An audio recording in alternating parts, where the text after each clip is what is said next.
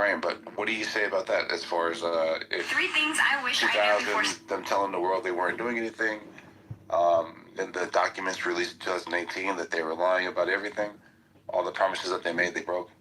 And this was like a promise to the world. It wasn't a promise to just like one entity, right? Yeah, and that's the thing, Samo. I understand where you're coming from, but again, if we're looking at each domino that's affected, the previous domino that's affected the current falling domino, is I would expect someone to fucking lie when the other side has lied and broken all their contracts and broken all their word and all that other shit. So, I'm not taking that away from you. I get that. But again, is when do we take responsibility that we have broken deals, we have broken contracts, we have struck when we said that we weren't going to. Again, I'm coming from a human stance. Yeah, but what specifically, Sig? It's easy to say we break our contracts and we break our deals, but what specifically, sir? So again, we've broken several treaties, right? Israel has struck. Look at I'll give you the most recent one. This so-called ceasefire that President Trump announced. Who fucking went in and struck Iran? Not even an hour later. It was fucking Israel. Okay. There's no ceasefire, dude. No, that right, and that's right. No, that's why I said so-called. Did you hear what? That's what I'm saying. So there is no ceasefire. So if there's no ceasefire, your argument falls. No. It actually strengthens my argument because again, our president never attacked Iran. What's that? No, Israel never attacked Iran, bro. Oh, they did, yeah. Yeah, yes, within an hour they did. Yes, they did. Yep, and they struck Lebanon. And they struck Iran Lebanon kept too. on for hours attacking Israel, dude. They sent cluster bombs the same night to Israel. I understand that because you're not listening to the Jewish media, you don't know about the attacks at Israel. You only hear when the consequences hit on Iran. So this is why you're missing half the story. But Iran kept on launching rockets to Israel. Are you aware of this? Yes. Or are you just waking up when Israel retaliates back? And you're missing my whole point, Dan. You literally just made my argument. No, Edwin asked you where was the lie? So the lie was that Trump said they got a workable 10-point negotiation. We're going to try to work out a ceasefire deal. That was the fucking lie because it never existed. It never existed. Wait, so you just made my point. You just made my argument. Thank you. Wait, where did you get that from? Everybody knew that the ceasefire negotiations are happening. And we all know that it failed, by the way. So just real quick, like, they say, hey, we've offered a 10-point plan. America offered a 15-point plan. America said, no, we don't want that one. They offer another plan. America said, okay, we can work with this one. And then after the ceasefire, they offer another one to the public that was, like, egregious, right? So then people are confused on, like, what 10-point plan did America say is a good like building point, right? That's the whole point, Samo, and that's what everybody's asking the White House. They're saying, wait a minute, because go ahead. Yeah, but we don't have access to that one. The one that everybody's talking about are the ones that America was like, those are non-starters. But America's saying we do have a 10-point one that they did provide to us that we're not going to make public because we're going to keep this behind closed doors. As far as like negotiation, integrity of the negotiations, right? Right, and that's the red flag. That though, right, and that's the whole. That's my whole point, Samo. This is why the American people are pissed because President Trump himself. Like I said, this came from some other source, okay, but this came straight from the president. From the president himself was that Iran submitted a workable 10-point plan. And this is where everybody's asking, well, wait a minute. The 10-point plan we've seen this entire over a month has been consistent. It has never changed. So I think it's reasonable for the... It's been the same 10-point plan. Two different 10-point plans out there that Iran put out. There was the one from the Supreme Council that came after the ceasefire, and then the original one that they put out. But both of those deemed as non-starters because of the fact that they're saying one of the main things is that they keep their nuclear enrichment capabilities, which is the red line. It's always been that way. So, yeah, that's been from the Middle East region attacking Lebanon. I think Trump is like, I can work with that. Well, he said it himself. That's the problem. That's what he said. It came out of his own mouth. Yeah, yes, and that's why. Yeah. But doesn't it make more sense that the 10-point plan that they provided, that Iran provided to the public, isn't the same one that he's talking about? Right, and that's plausible. So then what's the next step? The American people say, okay, President Trump, then what was the 10-point plan that you were provided with? Because a 10-point plan we've seen for the past over a month has been consistent. It has not changed. And guess what? Conveniently, the White House goes fucking silent on that. That's the red flag. That's the problem. No, the White House, I mean, they're pretty clear. They said they were going to negotiate this behind closed doors and not allow the media to, like, taint the negotiations because of the information war that was going on. When Trump says, these are my red lines, and then you see him post, I can work with the 10-point plan, that's like a clear contradiction.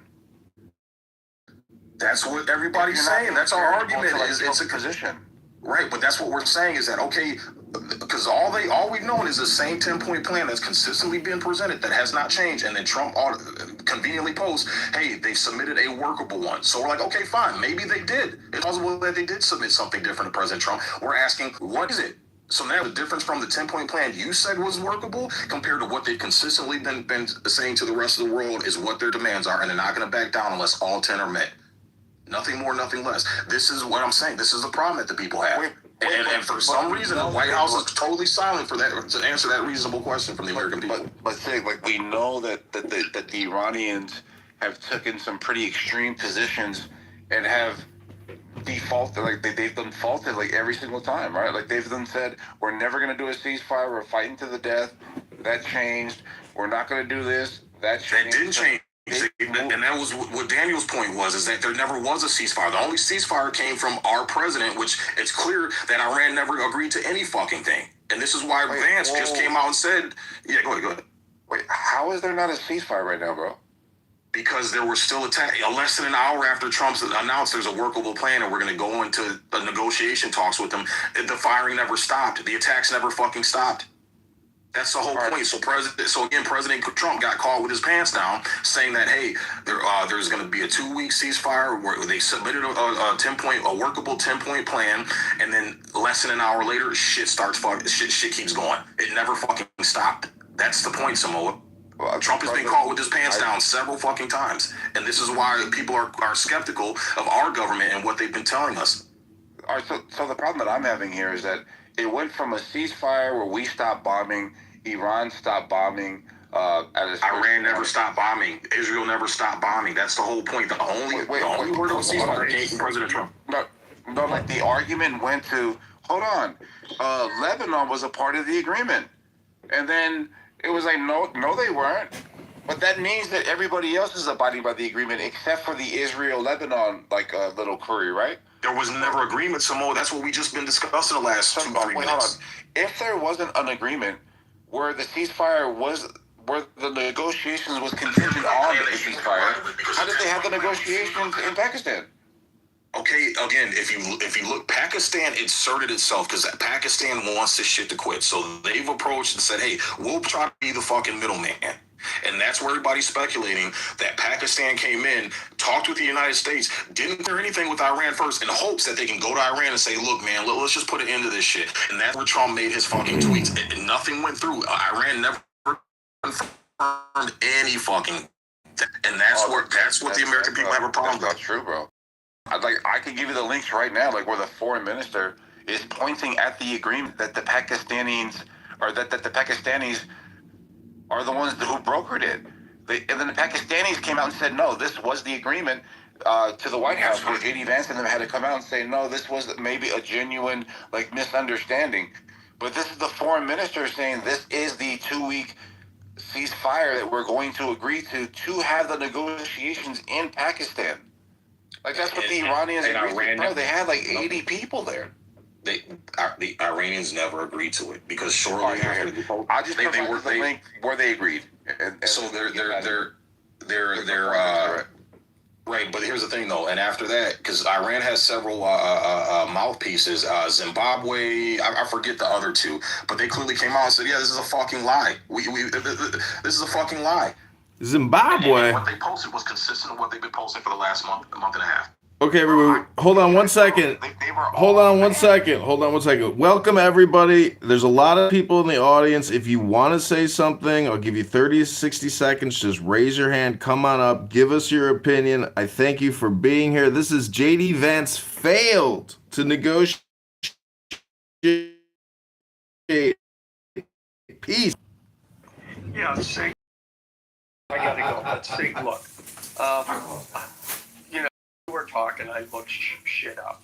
Okay, there was a 2-week ceasefire that Pakistan was the prime negotiator, but there was also participation by Turkey, Egypt, and China. Okay, and what else? Framework. Both sides presented framework, and Trump said, yeah, the 10-point proposal was a workable basis on which to negotiate. So, what the fuck does that mean? All right. However, after that was announced, and and this is why the Middle East is always fucked up. All right. Um, After that, a ceasefire means you stop launching shit. After that was announced, Iran launched missiles and cluster bombs into Israel. Then Israel launches bombs into Lebanon or whatever the fuck they did. Now the shame goes on to both of them because and here's sorry people from Israel, a ceasefire means you stop firing even if your enemy is too stupid, because the big daddy United States told both of you to stop firing missiles, and neither of you did. However, There was no ceasefire deal. That is a fact. No, it means you stop firing missiles. No, Ellen, there was no ceasefire deal. Daniel, it means a ceasefire. What I bet that there was no ceasefire. Big Daddy U.S. told you not to fire it. Ellen, but there was no ceasefire. He's right, Alan. Ellen, there was no ceasefire. There's no ceasefire. There was no ceasefire. Okay. And Lebanon is a different war. And there was no ceasefire. That is a fact. Boy in this, you don't fire missiles. Ellen, sweetie, darling, sweetie, there was no ceasefire agreement. So this is why no one ceased firing. Because there was. Can you stop repeating with this daddy bullshit? It makes you like an infantile. Are you understanding the words that I'm saying? Ellen, sweetie, relax for a second. Dude, you're on a rant. It's not about big daddy or small daddy. There was no Middle East. Stop talking for a second. Dude, you're on a rant. I gotta go. Okay, go. I'm just telling you, just so you know, there was no ceasefire. Okay, so there was no violation of ceasefire because there was no ceasefire. Big daddy or small daddy. And relax with us. Big daddy told you to stop. Israel will not stop fighting even if Trump insists on it, because it's about self-defense. Country. Why should Israel not attack, even if there is a ceasefire? Why should they stop attacking Lebanon? It's a different country. The main problem is that the Iranians keep combining all of these other countries into Iran.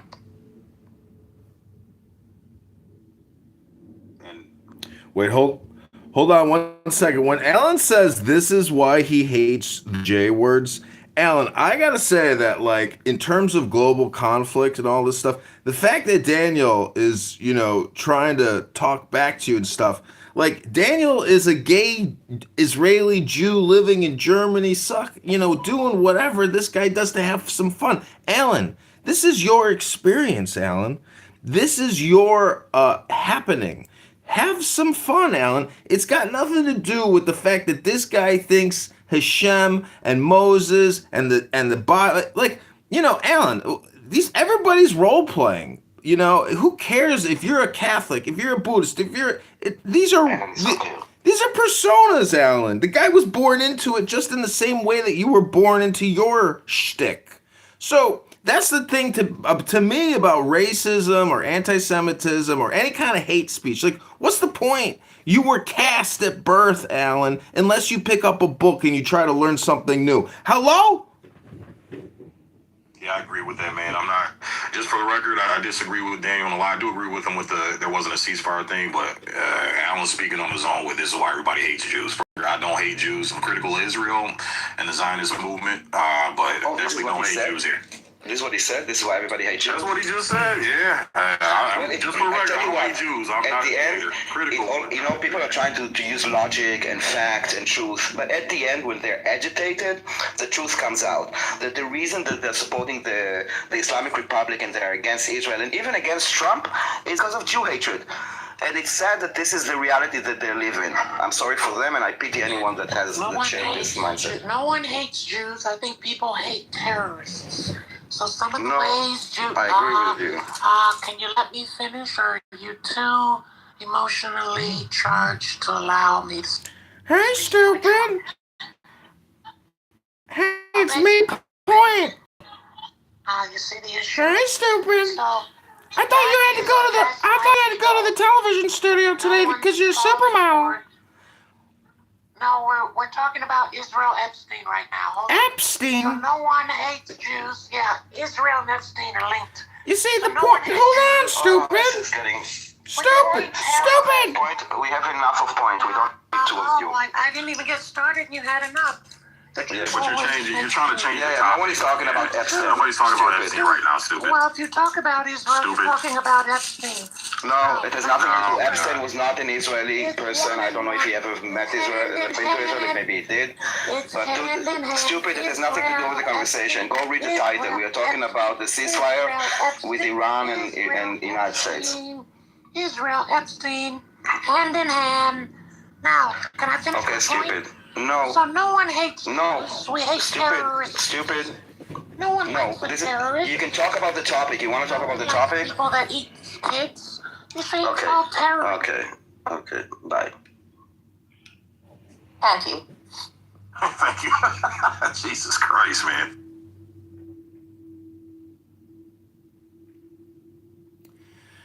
Well, I, for one, actually think Stupid Bozo's kind of funny. That, the fact that is a gay white man, probably overweight, living in his mom's basement, pretending to be a black woman for so long, and how people accepted it. And they know he's a gay white guy, but they just think he's a black woman because of the... Edmund, are you really going though? It's Clubhouse history. It's Clubhouse history. What do you mean? Anyways, so back on topic. Welcome everyone to JD Vance Failed to Negotiate Peace. What's next? If you want to raise your hand, just raise it. You can voice your opinion on the conflict, maybe offer a solution. We've heard Alan say that this is why everyone doesn't like the J words. And I just got to say, to me, that's so stupid, because that's like saying, this is why nobody likes Armenians. Whoever said that? Whoever said I don't like Albanians? Whoever said I don't like the Taiwanese? Alan. I mean, anyways, the point, Alan, is violence sucks.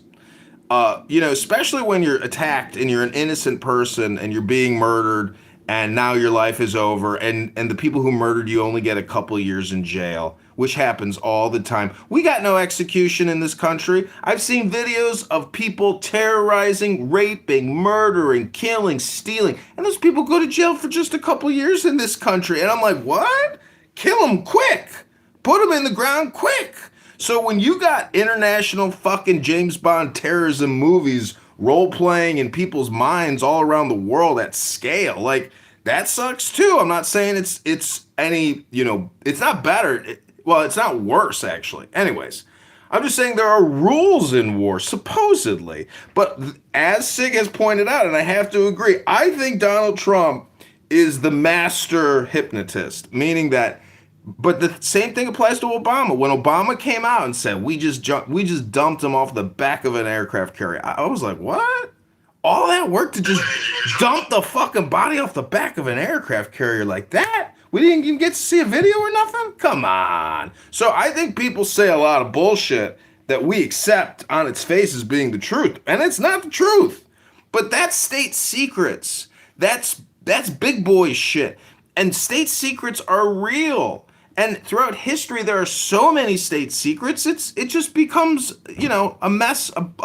Anyways, back to the room. It's popcorn style. Grab your beer, grab your wine, grab your coffee, grab your popcorn, and have some fun. This is Clubhouse. It's an experience. It's a happening. It's like asking, what is a woman? It's like asking, what is your cell phone? It's a happening. It's an experience. So just have some fun. Don't take it personal. Let it go. Have some fun. Well, I got to take off and have breakfast. I'll try to come back. But Daniel, hey man, pleasure debating with you, brother. I don't think I've ever shared a stage with you debating, but pleasure debating with you. Nice meeting you. Say, given disagreement, there's a way to have a conversation. Added you. Talk to you soon. Absolutely, brother. All right, I'll try to be back. All right, take it easy, guys. Peace.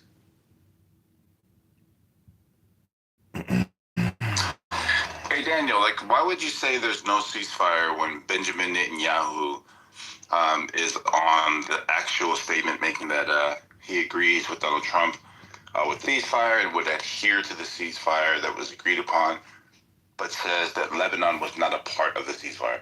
He likes their meaning. There was negotiations for a ceasefire, in which Bibi said that we will do what if the United States will decide on a ceasefire, we will comply.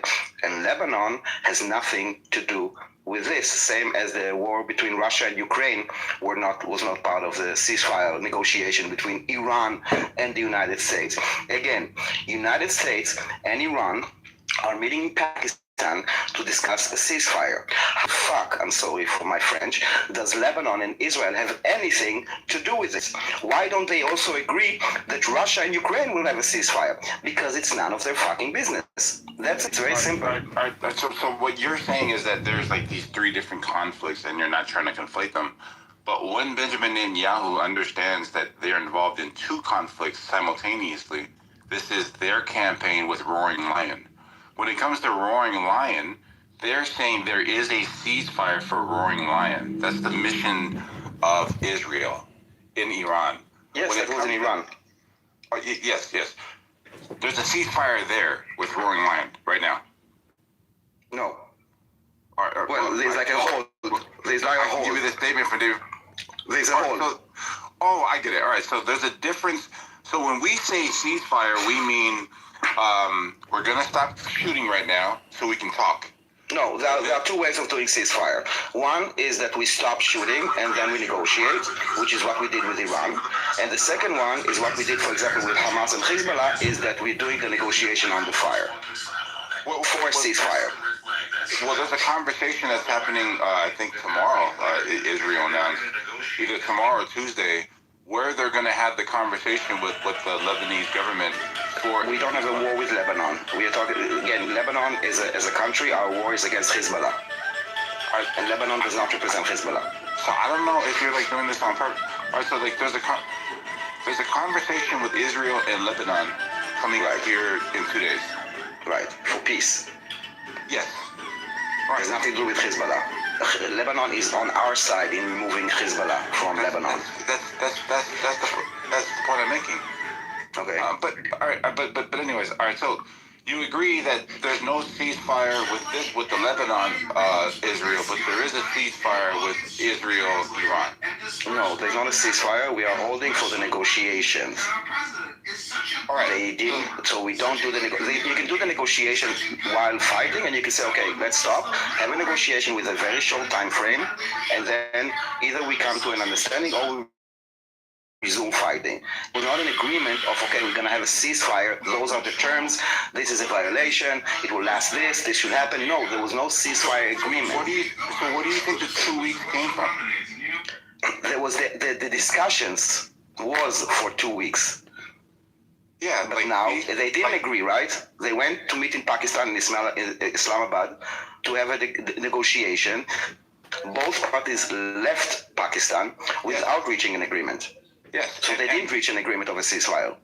Yeah, but they're still within this 2 week period where they're still doing their diplomatic back and forth. Like, if you look at Donald Trump's post and you look at Israel's post right now, after the agreement, they're saying that it's unfortunate that Iran took this position, this and that, that they're still optimistic that they'll come around to take the final deal that's been offered to them. So there's still like this period that expires here on whatever the date is. I forgot what the date was. I think it's like the 16th or something, or the 26th. Whatever the date is, there's still that amount of window where America's not advancing right now. So no. So I can tell you that the IDF is preparing for an immediate mobilization once the ceasefire talks are over. Immediate means like day 2, 3, not until waiting for 2 weeks if there is no agreement. Again, the idea was that they will meet and there will be an agreement. But if there will be no agreement and they will both say, okay, we are so far off, like our demands and their demands don't even meet in the middle, there's no point in waiting for 2 weeks. All right, so you don't think that that's a little disrespectful? All right, so like you broker, like you're Pakistan, right? And you broker a 2-week ceasefire between me and somebody else. And we say, hey, we disagree on day 1. You don't think it's disrespectful for us to be like, let's fight like day 5? Like we wouldn't allow... Disrespectful? What do you mean disrespectful? Yes, to your efforts. Disrespectful? I'm not sure what this word means. I think it's disrespectful for Iran to send cluster bombs. What do you mean disrespectful? Oh, no. I'm talking about the third party. Like, you have other people that have interest. Who gives a fuck about Pakistan? With all due respect, like, listen, war is not war is a game. It's not a game, okay? You think that war is a game, that we need to think what Pakistan think. No, it's about survival. It's about removing threats. It's not about acting like, to do like a favor for Pakistan. No, look. We can say that America and Israel had absolutely no intention of making a deal, but they went there for the... America may, Israel no. Israel was not part of the negotiation, but we definitely don't want a deal. No, what? Look, Israel came out and said, regardless on what's going to happen, the red line is getting that enrichment, that uranium. That's what they just said yesterday. Regardless on whatever said or whatever this is, it is a thing for Israel to acquire that 460 kilograms of enriched uranium. That's their objective. Like, that's their red line. Donald Trump is saying the exact same thing. There's no deal until you give us that thing. So they're absolutely aligned here. Trump and Israel. If they give them the stockpile, Israel will leave. Yes. America will leave immediately. Yes. Right. So. Yeah, so the point I'm making is pretty clear. If America is saying, hey, man, we have to look like the way we're looking at in the world, we have to have the world put pressure on Iran. So you see Pakistan, you see China, you see all these other countries that are affected by the Strait of Hormuz. There's this global effort right now. You've seen UK's Prime Minister just announced a day for yesterday in Saudi Arabia that they were mobilizing some sort of a coalition to open up the Strait of Hormuz. So you're seeing countries now like fall in line with, they probably don't like what America and Israel is doing, but they're falling in line to go over there and put pressure on Iran. So on a world stage, you want the optics to look like you're doing the diplomatic thing, because that's supposed to be like the preferred like method of dealing with, you know, differences, right? Yeah, this is why Trump went to the negotiation despite being very far off, in order to show that they are giving an attempt to politics before continuing the bombing. Yeah. So then, if you give your word, like if this is like your objective to appear like you're on the level, and you say 2 weeks, if people start telling people the negotiation, you look bad. Like our demands and their demands. There's no 2 weeks waiting for the negotiation, okay? To show that we are willing to go. That we are willing to. No, the negotiation ended. No, the talks ended. The negotiations are always open. It's open.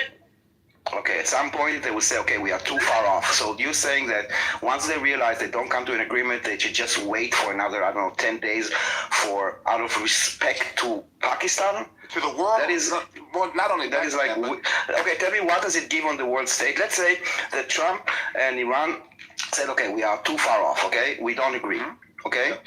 But then you say, but let's just wait for 10 words for the world to think that what's the purpose of waiting? Yes, that we're allowing.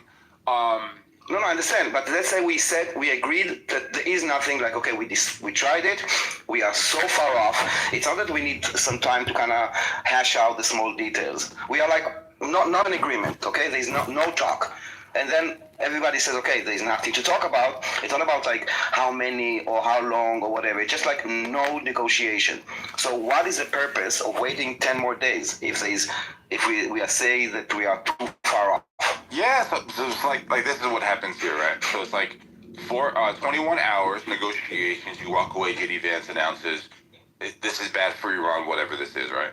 So during the ceasefire, you start adding more pressure, more leverage that is not like within a kinetic context, right? So then you start placing, let's say that coalition I just described, where they start sweeping the Strait of Hormuz without firing a shot. Then you start creating these blockades where economically it doesn't seem feasible for Iran to keep that position. In the next 10 days, there's going to be a different Iran perspective because they're starting to see that their economic like outlook is starting to constrict. This adds more. No, go ahead. No, I thought you was done. Go ahead. Yeah, this just adds more leverage within this 10-day window. Let's just say it's 10 days, whatever. This 10-day window where they're starting to see, like, let's say Carg Island, or somebody accidentally bombs the freaking Carg Island production facility, like they bombed the freaking, the Ukrainian, the pipeline from Russia in Ukraine, right? Like something like that happens, right? So then they have to make this decision, like, oh shit, now we don't got no money coming in. We didn't really see it going this far, but now that we have new facts to actually like filter through, we might have to like readdress our prior statement or whatever this is, right? Like that's how you do that. No, sir. This is delusional at best. I'm sorry. I don't mean no disrespect. I'm just saying. Like, brother, you don't really want to do this, but go ahead. Let's give it a try. I mean, honestly, it's just your whole tirade is just delusional. Like you're stretching the gum on what position America has. This country of Iran is holding the straits. They're holding it in spite of all the attacks from Israel and America. Well, actually America, because Israel, I haven't seen any of their armies suited up. I don't see any Israeli flags. I don't see any Israeli air fighters or any of this shit. I don't see any of that happening from Israel. This is America doing all of this and on behalf of Israel. Israel wants to control the region. That's what this is all about. They already annihilated delusional? All right. So they've already. Dude, Israel is doing like 200 flights to Iran per day. What are you talking about? You don't see Israeli air force there. All right, so everybody is just everybody. No, seriously, where are you getting your news from that you think that Israel is not participating in this? Hold on a second. Like seriously, too. All their air defense in June, you fucking retard. Hold on a second. I know. Okay, so this is the echo chamber. Israel took out all their air defense. No, forget about echo chamber. Like it's facts. It's not echo chamber. It's about facts. What are you talking about? If you won't let me finish. Y'all ain't got no money. You know what? United States is not even there. United States. Why are you ignoring? Why are you in an echo chamber? I'm telling you, the United States Army is not in Iran. You know what? Trump is not the president. Why are you in an echo chamber? You're gonna ignore it's my mic. Iran is not a natural. It's not a country. You're gonna ignore that it's my mic turn, right? No, I'm just saying that why are you ignoring the fact that the United States Army is not even there? You're not just saying anything if it's my turn. He's a moderator. He can talk over you. He can move you down. He can. And you know, Trump is not even the president right now. If we want, why are you in an echo chamber? You're listening only to American news. In my news, it says that Trump is not even the president. Dude, you would never do this if we were in a barbershop in front of each other. You would never do this. So why? No, I would not probably engage with you in a barbershop.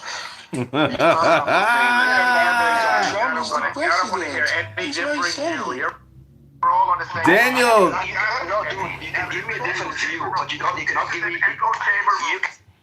Daniel, I just want to know, do you think you would go in the same barbershop as Thug to get do you line your hair like Thug? Do you think that he gets a haircut like you? Do you line your hair, Thug? Do you line it?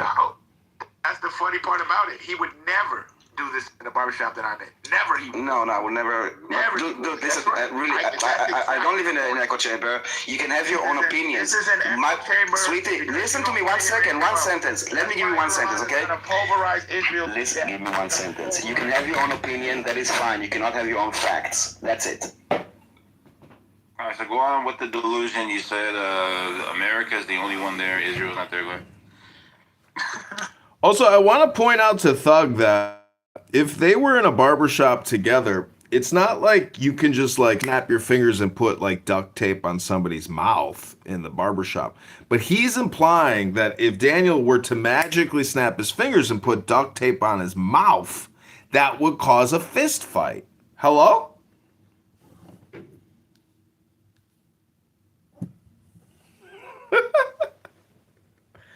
Okay, everybody, welcome back to JD Vance Failed to Negotiate Peace What's next? Raise your hand. Show us what you got. You get 30 to 60 seconds to tell us your opinion. Hello?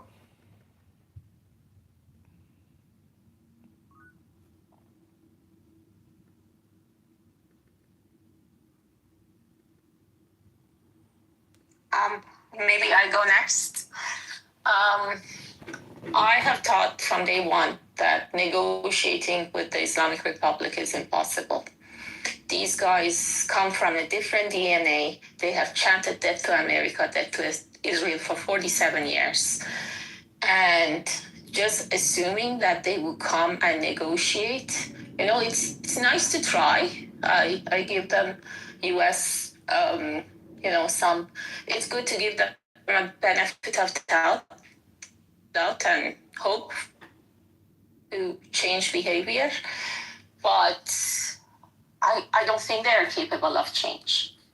And maybe this blockade or not letting them earn any money, maybe that helps to drive some of them out. But eventually they have to get them all. Eventually they have to get all the terrorists, all the hardliners. We never do this. They have now imported terrorists from Afghanistan, from Iraq, and they are going in the streets and just blocking the streets, so the people of Iran are afraid to get out. So all of these terrorists need to be taken out at some point eventually, because I don't think they are capable of negotiating a peace deal or giving the uranium back. Also, Israel needs it. If you want long-lasting peace, we need to take out the terrorist mentality. And part of them that are holding guns, unfortunately, it's going to be a bloodbath. Those people can only be taken with force. And then the rest of them, maybe they can be managed over a long period of time by the Iranian people if they are able to take over the government. But yeah, I don't see any other way for this to be done with negotiation. I guess yesterday really proved it. We'll see if they come back in a week or not. But yeah, that.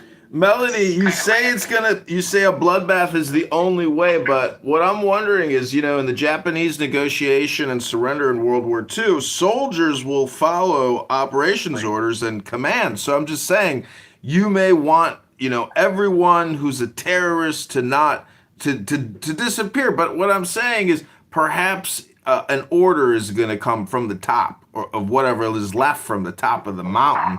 But ladies and gentlemen, without further ado, I give you Mountain Man! Can I say something? Go ahead, Elder. Yes. This is the exact mindset of the people. This is why you have Israel, and this is why you have wars going on. Exactly what she said. When people decide to fight against people that's been killing them, try to wipe out the Palestinians, try to wipe out people, and decide to fight back, You mean like on October? You mean like after Supernova, when the Jews in Israel were like, no, you can't come to the concert and kill us. We're gonna fight back. Islamic Republic is a terrorist regime. Look at how they treat their own people. Israel is a terrorist regime that have been dropping bombs on children. Elder, that's just like your opinion. Civilians, okay? Targeting civilians. And this is what the IRGC is doing. Israel is not targeting civilians. And targeting their own civilians. IRGC has killed over 40,000 Iranians. This is the mentality of the regime. Sorry, can I ask a question from Elder? We have some Today, they have blocked internet, so you cannot even hear the voice of the Iranians. They are a terrorist regime. Why is she allowed to talk over me? You think that you're the chosen people. That's the problem. You think that everybody. The problem is terrorism. The problem is targeting civilians. And worst crime is targeting your own civilians. Miss, do you have any discipline? I did not say anything when you were speaking. You believe that you're the chosen people. So you believe that you have a right. Who believes this, dude? Where are you from? Whoever told you that we believe, and she's not Jewish even, and I assume you mean Jews, right? And I don't think she's Jewish. She's Persian. I'm not Jewish. So maybe try to bring like facts and keep your anti-Semitic rhetoric to yourself, because it will not help you make a point. Actually, I am Iranian. I have family in Iran. They are waiting for this war to be over, and they want the Islamic Republic gone. That's what the real people of Iran want, but their voices are being blocked. That's why the internet is blocked. So they have to pay a lot of money to get a VPN to send us a message to say that they don't want Islamic Republic. They hope that Trump doesn't leave them alone and doesn't negotiate. Everybody was happy that the negotiations failed. No, this is my whole family. This is not paid propaganda. You're telling me. I know. You think If it is fake propaganda, Let me ask it's pretty you. good. Telling me nobody supports It's very that. cheap What is too. the purpose We of- put out production Elder, I have a scale, question for you. high What is the quality. purpose of having 600 kilometers of tunnel under the West Bank? They're hiding their weapons. They understand that this has been going on for years in America. Hiding weapons, which means that they are preparing themselves to attack others. No, And you're accusing Israel to just, you're accusing Israel to be a terrorist. Sir, you asked me a question. They're preparing themselves to defend themselves. They have been, listen, They're not defending themselves, dude. They're terrorists. They go and they blow themselves up in nightclubs and in buses and in restaurants. That is not defending themselves. Listen, you need to understand, sociopathic is when you don't know the difference between good and bad and wrong, like good and evil and wrong and bad. Terrorists, listen, terrorists target civilians, okay? This is what terrorism is. It's using fear against the population. When IDF is targeting Hezbollah or Hamas, they are not targeting civilians. When a Palestinian goes and blows himself up in the middle of a restaurant, that is terrorism. Because it's not, the objective is to cause terror. It's not that those people that were eating at the restaurant were posing a threat. Do you understand the difference? And forget about Israel, and forget about Islam. Understand the concept of terrorism. So you, as a human being, will know to distinguish between right and wrong, and between bad and evil. Don't become a sociopath, dude, for your own sake. Your question, then. Yeah, it's your question. All right, good. You made it clear. Wait, you know what? I don't really think a question at this time is appropriate. Because I get the feeling that people that ask questions all the time can't make their own points. And so they try to make their point with a biased question. Let him ask. No. I think that we've moved on from our senior elder here. And we are going on to Mountain, who has been patiently waiting. But before we move on to Mountain, we're going to give you 30 seconds to make a final point, Elder. And go ahead. You got 30 seconds to make your point. Don't ask any questions. Go ahead, Elder.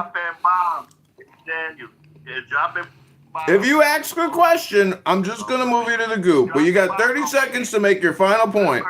Going to the volleyball and dropping bombs on them. Is that an act of terrorism? Who killing what? Iran. Killing who? Dropping bombs on children that was going to play volleyball. So I don't know what children you're talking about volleyball, but I will answer you. I will answer you. Is that terrorist? I will answer you. That's terrorist. I will answer you. I don't know what you're talking about volleyball. Maybe I think you're talking about the school of Miami, I think it's called, where the United States attacked a school with inside an IRGC base. So no, it's not terrorism, and I will tell you why.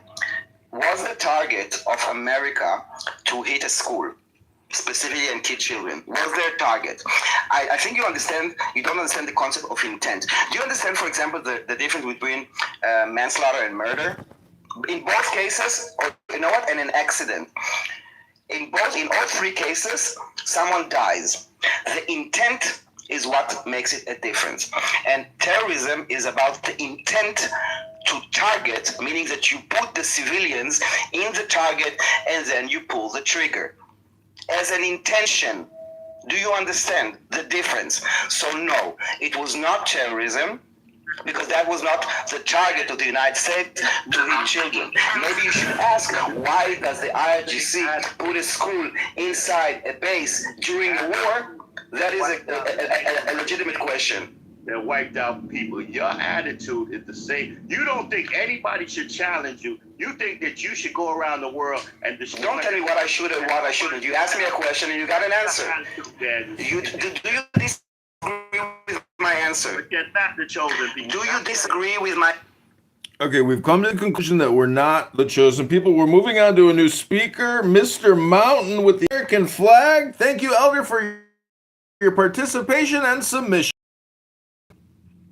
What's up? What's up, everybody? Thank you. I joined the house, by the way. I just haven't turned in my pink ticket. I have to leave and come back. But anyway, the negotiations and stuff. I don't think J.D. Vance failed. I think that the Iranians, by them announcing that they can't even find their mines, were doing this for leverage, obviously. They thought they had more leverage. They thought they saw a window, and you know, we wanted to shut that down, and they're not willing to negotiate. Not willing to give up their nuclear weapons, that's for sure, and willing to even talk, or their nuclear stockpile of their enriched uranium. It's always the one which supporter. they've admitted is at 60%. They have enough to make 11. Bombs. It would take 2 years to enrich it, but with North Korean help, it would be a lot faster. Remember, when North Korea got their nuclear weapons, people said, okay, well, it'll still take the North Koreans at least 5 to 10 years to miniaturize these bombs to put them on the end of a ballistic missile. And within 2 years, Western observers were shocked to find out that the North Koreans had, in fact, miniaturized their nuclear bombs to be on the end of a ballistic missile. That was 2 years, despite what the Western observers said. So we're in the same boat here. You know, they're telling us they have enough to make 11 bombs. They definitely have enough to make a bunch of dirty bombs if it got into the hands of the, proxies that they fund. But, I think that this is what's just happening here, man. This is the only leverage they have. Everything else has been pretty much wiped out.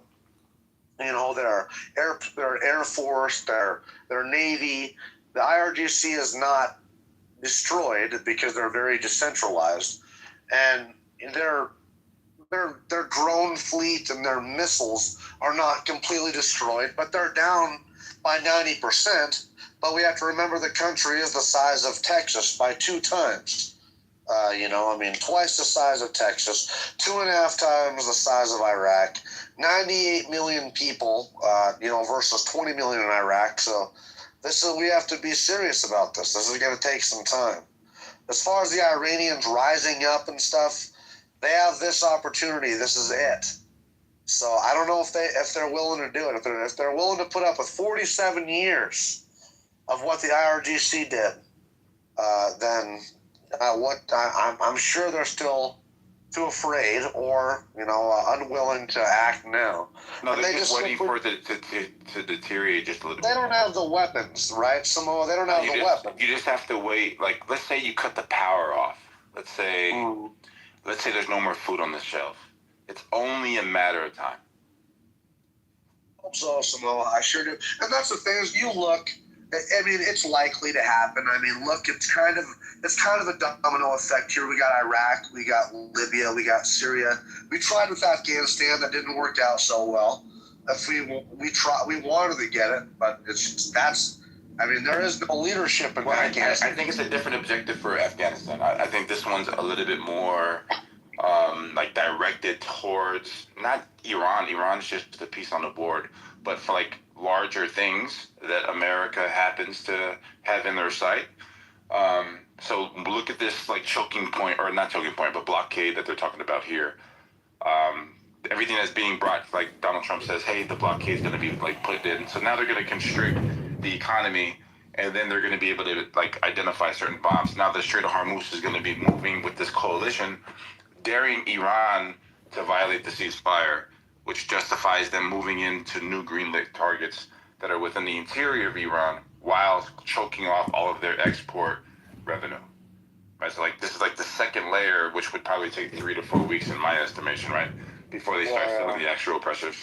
Well, apparently, also he has now that if the Iranians, because of the mining of international shipping lanes, apparently now he has another avenue of legal justification, which is like, so he has other avenues because once you threaten international maritime shipping, global shipping, Samoa. trade, then the Iranians put themselves in a can of worms. Samoa, have you ever had your business shut down? Do you know what that feels like when, government comes in, kicks your door down, shuts your business down, takes everything you have, and then, leaves you with nothing? You know what that feels like?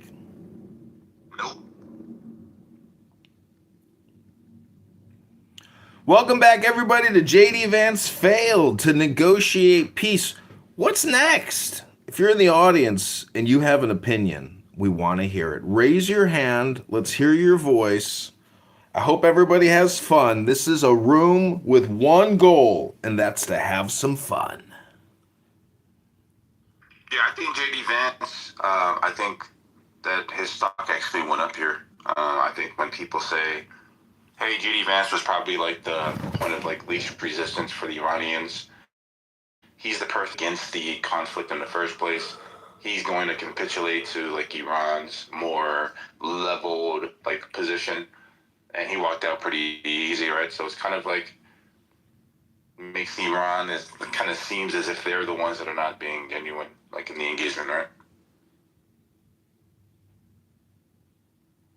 Definitely say his stock went up, man. I mean,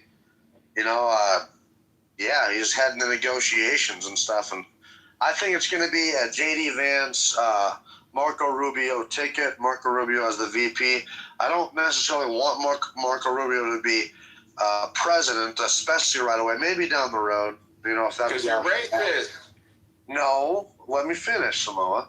The reason why is because he is a little bit. Remember, he used to be in 2016 elections. Him and Trump were, having arguments and stuff, and he was definitely a puppet of the deep state.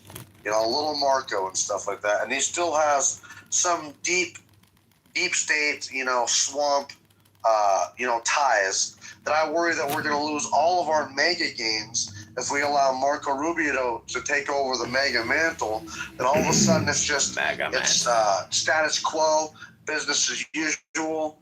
I think we need the best option we have, I see, is JD Vance. And so it's nothing about racism. Marco Rubio be in a VP position and then eventually take over after, he gets, kind of JD Vance's agenda. And I'm curious to see what JD Vance's agenda is going to be, too, because it's never going to be like Trump. Nobody is. But well, if you look at JD Vance, right, like the reason why the Iranians picked him is because the media that they're exposed to believes that through the Signal Gate leak, through this New York Times, through all these sources, the way that he responded was like, hey, man, I didn't agree with this, but I'm going to try to make it the best because I am going to respect our president, so on and so forth. Like, these are things that he stated himself, right? Marco Rubio, on the other hand, unequivocally has... and because we need that toughness. I love that Marco Rubio is able to admit certain things. His speech on the floor about Obama, and the Iranian nuclear deal was amazing, nail on the head. I love what he's doing, and I love that he's a Cuban. Don't act like I'm racist, motherfucker. I love that he's Cuban. I'm hoping soon. They're holding on to that. That was 5 minutes ago. I know, but hold on. I want to say this, though. I'm sure hoping, though, that we can get, before the midterms, a soft collapse of Cuba, and eventually, within 5 to 10 years, we can make it to where they have, You know, just like the mafia was hoping so, it'll be like Little Vegas. Maybe not really Little Vegas, but we can normalize relations. We can trade with them. They'll be out of the sphere of Russia, China, Venezuela, and we can start having, electricity, goods, normalized relations, them being within 90 miles of the greatest country on earth. And that'll help them in the midterms. That'll help. Got to be a great agenda for J.D. Vance and Marco Rubio. We know that. Or, I almost feel like it's destiny here. Definitely a puppet we're going to have Marco Rubio in some capacity and he still has negotiating the normalization of relations. And ties. And I worry that we're going to lose all of our mega games if we allow Marco Rubio to take over the mega mantle. Then all of a sudden it's just status quo, business as usual. I think we need the best option we have, I see, is J.D. Vance. And so it's nothing about racism. I'd love to see Marco Rubio be in a VP position and then eventually take over after, he gets, kind of J.D. Vance. So you do need a hardliner, so to speak. That's the term that's being used now to describe people that are engulfed in their convictions. I think that Marco Rubio is pretty clear on what the mission is, and he's battle tested. And you can't say he's racist. Just saying. I'm not saying that, but you have to understand why we got Donald Trump is because of the people who were tired of the status quo. We were tired of people like Obama, who had great speech capacity, but was ultimately full of shit. You know when a politician is lying when they open their fucking mouth. That is literally a saying you've heard before. We've all heard it. Okay, so people, this is literally why we have the Trump era.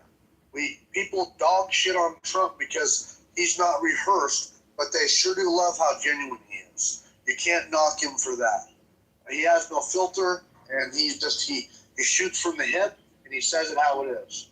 We don't want to go back after all of these games from the Trump era. And you might say they're not games, but I do, because it's changed the political landscape forever. We crave people that are more relatable, that are less rehearsed, and that are definitely not swampish and status quo. And a lot of people, I think, Samoa, are very concerned about Marco Rubio's ties to the status quo. You have to admit he does. I mean, he has a lot of those. He was part of the swamp, little Marco. He was being accused of being a direct puppet from the Republicans that did not want Donald Trump to even be in office in the fucking first place. And you know that Marco Rubio was willingly taking on that mantle to fight Donald Trump. And they would have loved to put someone in like Jeb Bush or Marco Rubio to continue the status quo. I'm never going to forget that. And if you think that MAGA is going to go ahead and put in somebody with ties to the status quo so willingly, I don't think you understand MAGA. Yeah, I think the argument here that you're making best fits J.D. Vance. So when J.D. Vance says that Donald Trump could either be like a Nixon or a Hitler, obviously the J.D. Vance is like, whoa, there's something up with this guy. And all the Republicans thought the same thing because they didn't know exactly how he would govern. But then after his first term, you started seeing people change their position. And you have to allow them to change their position. You're talking about a person that understands the political, arena at the time. And they say, how do we get things done? We can't just put these Democrats in a box and lock those the key away. We have to kind of have diplomatic or bipartisan cooperation. That's fine. So Marco Rubio is making his decisions based off of what Donald Trump has been saying, which seemed a little extreme at the time, and it seemed like it wouldn't get anything done. So you could just say, hey, Donald Trump's not ready. He has absolutely no history. J.D. Vance has the same exact sentiment. So the argument that you're actually making it against Marco Rubio, you'll just make it against J.D. Vance. You just say J.D. Vance had the exact same reservations. Well, he had reservations, but he wasn't accused of being tied to the swamp. I mean, Then what do you call it? Well, I would say that a lot of people had their reservations. Even I did initially. When I first heard of Donald Trump, I was a Ted Cruz guy at first because I just didn't trust the guy. It took me a while to. This was 2016. This is way back when. But initially, I was reserved to the guy. I'm not going to sit here and lie to you, Samoa. I bet you were too. It took you a while. It took a lot of people. Absolutely. Well, okay, well then you have blind trust that I people have to show themselves for a while first, and so I'm not afraid to admit that at first I was apprehensive of Trump, the Trump because and you might say they're not like games, I said, but I didn't know. I didn't want an entertainer. I wanted a president that actually does his job and people that are is tough and strong, and he's past the flying colors. And that are definitely not expectations in a lot of ways. The status quo. And so, but and a lot of people, I that's think, something that, a lot of people are very and so there's nothing against J.D. Vance for doing the that. status quo. The thing that I didn't like about Marco Rubio, and I still don't hate the guy. He has a lot of those. He was part of the swamp. Little Marco, he was being accused of being a direct puppet from the Republicans that did not want Donald Trump to even be in office in the fucking first place. The McCain, and you know that Marco Rubio was willingly taking on that mantle to fight Donald Trump. Did not want and they would have loved to put someone in there like Jeb Bush, or Marco Rubio to continue the status quo. I'm never going to forget that. And if you think that MAGA is going to go ahead and put in somebody with ties to the fucking status quo so willingly, I don't think you understand MAGA. I think the argument here that you're making best fits J.D. Vance. And they, when J.D. Vance says I'm not saying he was, completely at fault for this because he wanted that spot, but he absolutely was trying to help sabotage Donald Trump and was hoping that, the status quo was hoping they could at least keep the normal status quo if they could just get Marco Rubio in there. And that didn't work. Donald Trump ended up winning.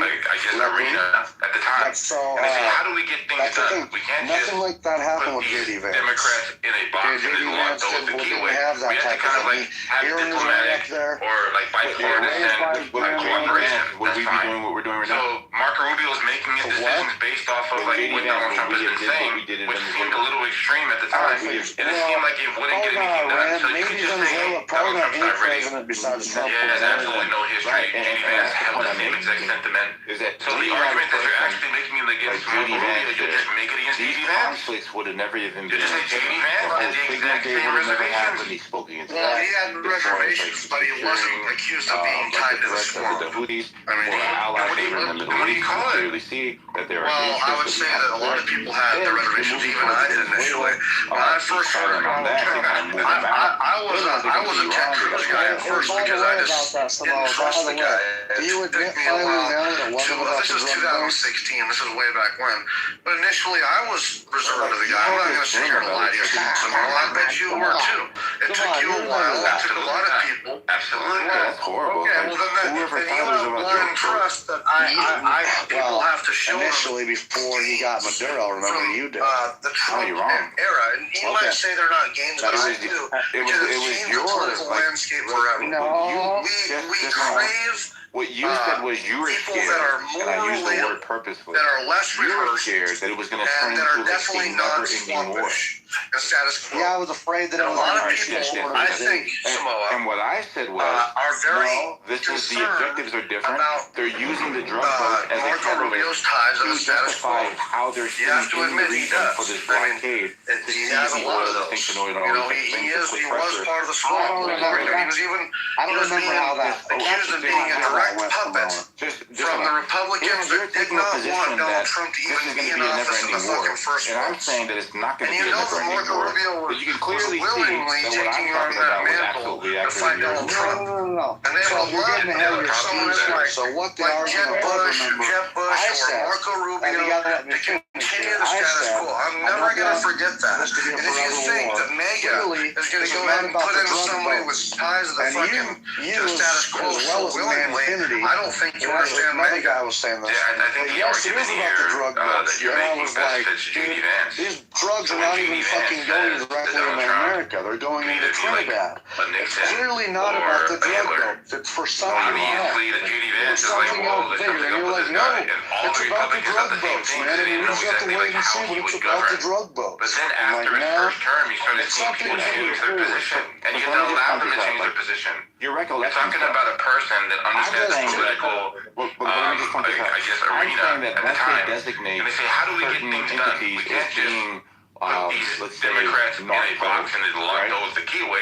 We have to kind of like have diplomatic or like bipartisan cooperation. That's fine. So Mark Rubio making it this based off of like what Donald Trump has been saying, which seemed a little extreme at the time. It seemed like it wouldn't get anything done. So you can just say Donald Trump's not ready because of this designation. He has absolutely no history. J. Vance has the same exact sentiment. So the argument that you're actually making against Mark Rubio, you just make it against J. Vance. Not you just say J. Vance had the exact same reservations. Well, he had reservations, but he wasn't accused of being tied to the war. Yes, I was like, clearly because I was mad about it because I was like, bro, the reservations, even I did initially. When I first heard it going, I said I was a Ted Cruz guy at first because I just didn't trust the guy. I said I don't want me a while this is 2016, this is way back when. But initially I was reserved the guy. I'm not going to sit here and lie to you, Simone. I bet you were too. It took you a while to a lot of people. Okay, well then you have a couple days later, though, I admitted I even said from the Trump because after they got Maduro and it was fast and we got out of there. And I watched a couple of AI telly videos and stuff, which was really good. I understood that this was a bigger thing. It was about China. Less rehearsed, and they're definitely not. AI telly did a fucking YouTube video. And a lot of people, I think, you did, motherfucker. are very. You're high as fuck, Simone. You are not that smart, bro. I know you're smart. Marco Rubio's tied to the status quo. I literally was like, you have to admit he does. I mean, brother. He has a lot of those. You know, he was part of the like you know everything now. He was being accused of being a direct puppet from the Republicans that did not want Donald Trump to even be in office in the fucking first place. Like there's certain and you know that Marco Rubio was willingly taking on that mantle to fight Donald Trump. That understands what's going on, understands that Venezuela, like Jeb Bush or Marco Rubio to continue the status quo. I'm never going to forget that. And if you think that MAGA is going to go ahead and put in somebody with ties to the fucking status quo so willingly, I don't think you understand MAGA. Right? Yeah, I think the argument here that you're making best fits J.D. Vance. So when J.D. Vance says that Donald Trump could either be like a Nixon or a Hitler, obviously the J.D. Vance is like, well, let's have to go with this guy. And all the Republicans thought the same thing because they didn't know exactly like how he would govern. But then after his first term, he started seeing people change their position, and you have to allow them to change their position. Right in your conviction. You're talking about a person that understands the political, I guess, arena. You can't even let me because all how of do we get things done? We can't just it makes put your Democrat in a box and then lock those the key away. We have to kind of like the votes. That's what you're doing. Buddy, what I'm gonna add though, it's crazy, Samoa. Since you're so smart, you know how to mute up for a second. You know how to give people an opportunity to say their side here. Unless you're just full of shit and you have to butt in to fill in your stuff. That to me, it seems like a guy who's not that confident, and is you have to keep on interrupting me because I mute up, let you go. You don't let me. You don't show me the same. Okay, we're moving this show on. I don't want to hear any more talk about how you're over talking people and this and that. We want content. We don't want people complaining. This is J.D. Vance failed to negotiate peace. What's next? There's a lot of speakers in the audience here. If you have an opinion, raise your hand and you will be given 30 to 60 seconds to tell us your opinion, how you're feeling, what you're thinking. Look at all these beautiful people here in the audience. It goes on and on and on. We're the #1 room on Clubhouse right now, and it's all because J.D. Vance failed to negotiate peace, and we're trying to figure out what's next.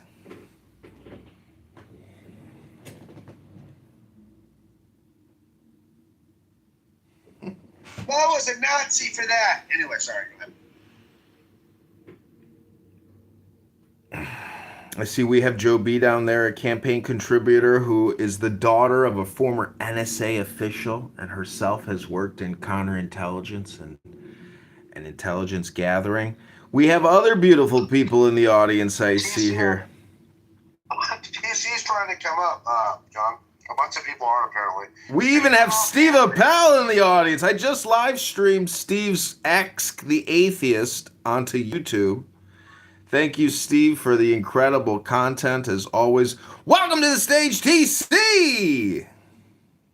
Bro, I had my hand up for like 5 minutes, bro. This is damn near My bad. You know what it's like when you're a wedding planner and you got to take photos and wait till everybody else eats, then you lose the contract because you. Welcome to the show, TC. Yeah, clown. You wish I was a wedding planner. Keep to your antics, bro. Lay off the HGH, TC. Do you want to talk about why JD Vance failed? Yeah, listen, JD Vance was. Let's talk about it. Who says that? That's my favorite guy. He's not here anymore. Let's talk about it. Yeah, JD Vance was never empowered to win in the first place. I don't know why Trump sent JD Vance over. Maybe because he's trying to diminish his profile, his political profile for 2028. I have no clue, but he should have sent Marco. He knew sending whoever he would have sent over there would have never achieved a successful negotiation. So what I think he did was he threw JD Vance into the fire to take the loss. Because normally, who do you send? You send your number one guy, who's Marco Rubio, who's the most talented diplomat this country's seen in a long time. Okay. It's probably going back to the 1950s. But that's what you have. You have J.D. Vance, who's the Vice President of the United States, who initially didn't want to be in the war in the first place, forces him to go and negotiate. You know you're putting him in a losing situation. He's not empowered to win. He goes in, he does the 21 hours, comes out, says, sorry, no deal. It's exactly what Donald Trump wants because he was not interested in a deal in the first place. He's tightening the noose. We're seeing this in this Hormuz Strait by setting up this naval blockade. Effectively, what that does is it delegitimizes the leverage that Iran had over other world economic powers to pay the toll to get past the Strait of Hormuz. You effectively delegitimize that, and now nobody gets through. Daniel. So it defangs the one calling card that Iran had against the United States. Now Iran has no cards. They don't control the air. They don't have intercontinental ballistic missile systems or any ballistic missiles technology operable right now.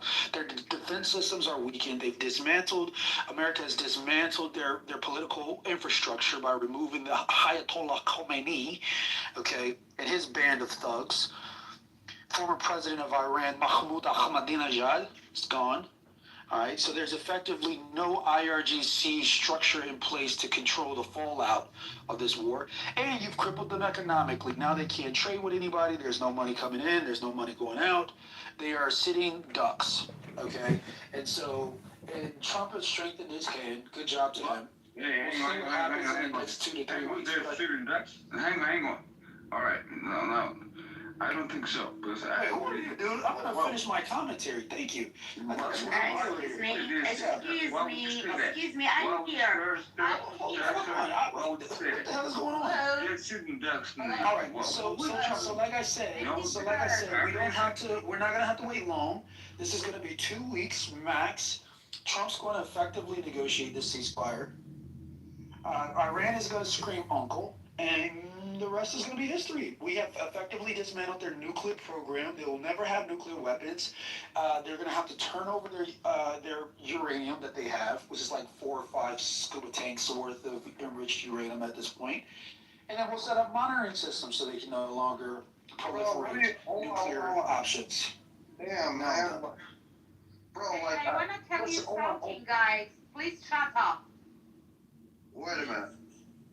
Can I respond to that real quickly? I'm a TC, man. Like, I'm an American, man, and I love what Trump's doing here. I'm American, too. Hold on a minute, Ladies man. first. You are not American. Yes, you are not American. Yes, I am. Ladies first. Okay, Mom, let her go. Let's go with ladies first. Miriam, but you got 30 seconds. I'm going to time it. Go ahead. You got 30 seconds, Miriam. No, cat got your tongue? Please talk.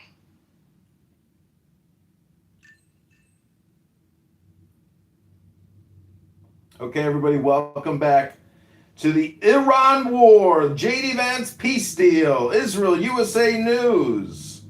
Raise your hand if you want to come up. Miriam, we're going to give you 15 seconds now. Otherwise, TC Mountain, please complete. Because my mind's fresh here. Can I just respond to that, please? Move it. Go ahead, Mountain. You got the mic. All right, I'll be fast. TC, man, we have to be realistic here, man. Like, the North Koreans have some of the most complex tunnel network systems in the world. In North Korea, we know that for sure. Concrete reinforced has sent over many engineers to Iran over the years and helped the Iranians build vast tunnel networks, concrete reinforced tunnel networks. And the country is twice the size of Texas. So before you say that we got all their uranium, that's not likely true. We're trying to find that right now. Okay, that's why we're negotiating and saying please give it up. See, there's pictures, and I'll put it in my PTR outside the Natanz facility. Let me finish, please. Yeah, go, sir, go. Stop getting me downstairs, bottom. All right. There's pictures outside the Natanz facility. I'll put it in my PTR of rows of trucks outside. I'm putting it in there right now. And these, on the back of these trucks were casks. These casks, they hold enriched uranium. They can move this enriched uranium, and that's what they did. So they have it hidden somewhere in this country. So before you say mission accomplished, and you know that we destroyed their nuclear, that's not likely true, dude. Unless you have some fucking advanced knowledge that I don't. But that's definitely not true. That's why we're negotiating. Also, they're still fighting in a lot of ways because the IRGC is highly decentralized. So it's not over yet. But it's going to take the people. It's going to take the people really to overthrow this country too. It can't just be American military alone can't do it. We've seen this before. Just be realistic. Anyway, thank you. Okay, Jackson, welcome to the stage. TA, Alex, Obey, TC, Miriam. This is the Iran War, JD Vance Peace from Israel USA News. If you're in the audience and you want to say something, raise your hand. We will bring you up. I just invited Joe B. Wallace if you want to come up. Always complaining. Any other complainers, come on up and complain if you want. This is the Donald Trump Complaint Department as well. TC, do you have any other input that you think is of value? Okay, I want to say something to you guys. Hi, everyone. This is Marianne Mo from USA. I'm living in Irvine. And thank you guys for protecting me and save me. But it's too late, guys. It's too late for kiss my ass. It's too late for kiss my ass. Crazy Iranian. Okay, well, I want to thank you for thanking us for protecting you. And unfortunately, I don't really like it when people just keep repeating, kiss my ass. So we're moving this conversation along. We're shaking, we're dancing, we're having fun, everybody. Raise your hand if you want to tell us your opinion on this war. What's the solution? What's the conflict even about? Hello?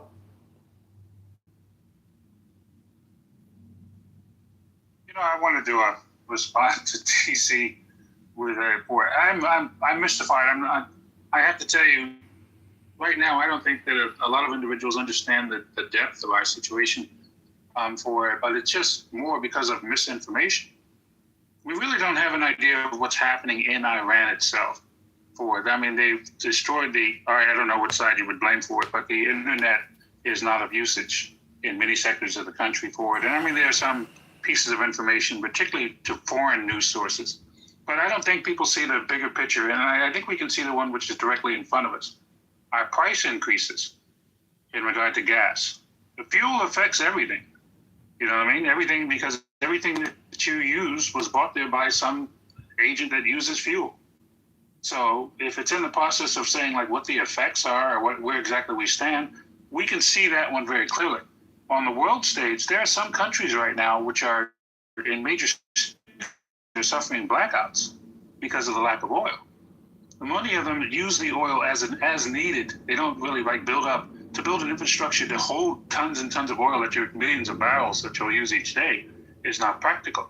So many of those countries that are dependent on that oil, that affects not only the world economy, but it also affects what's happening in those countries.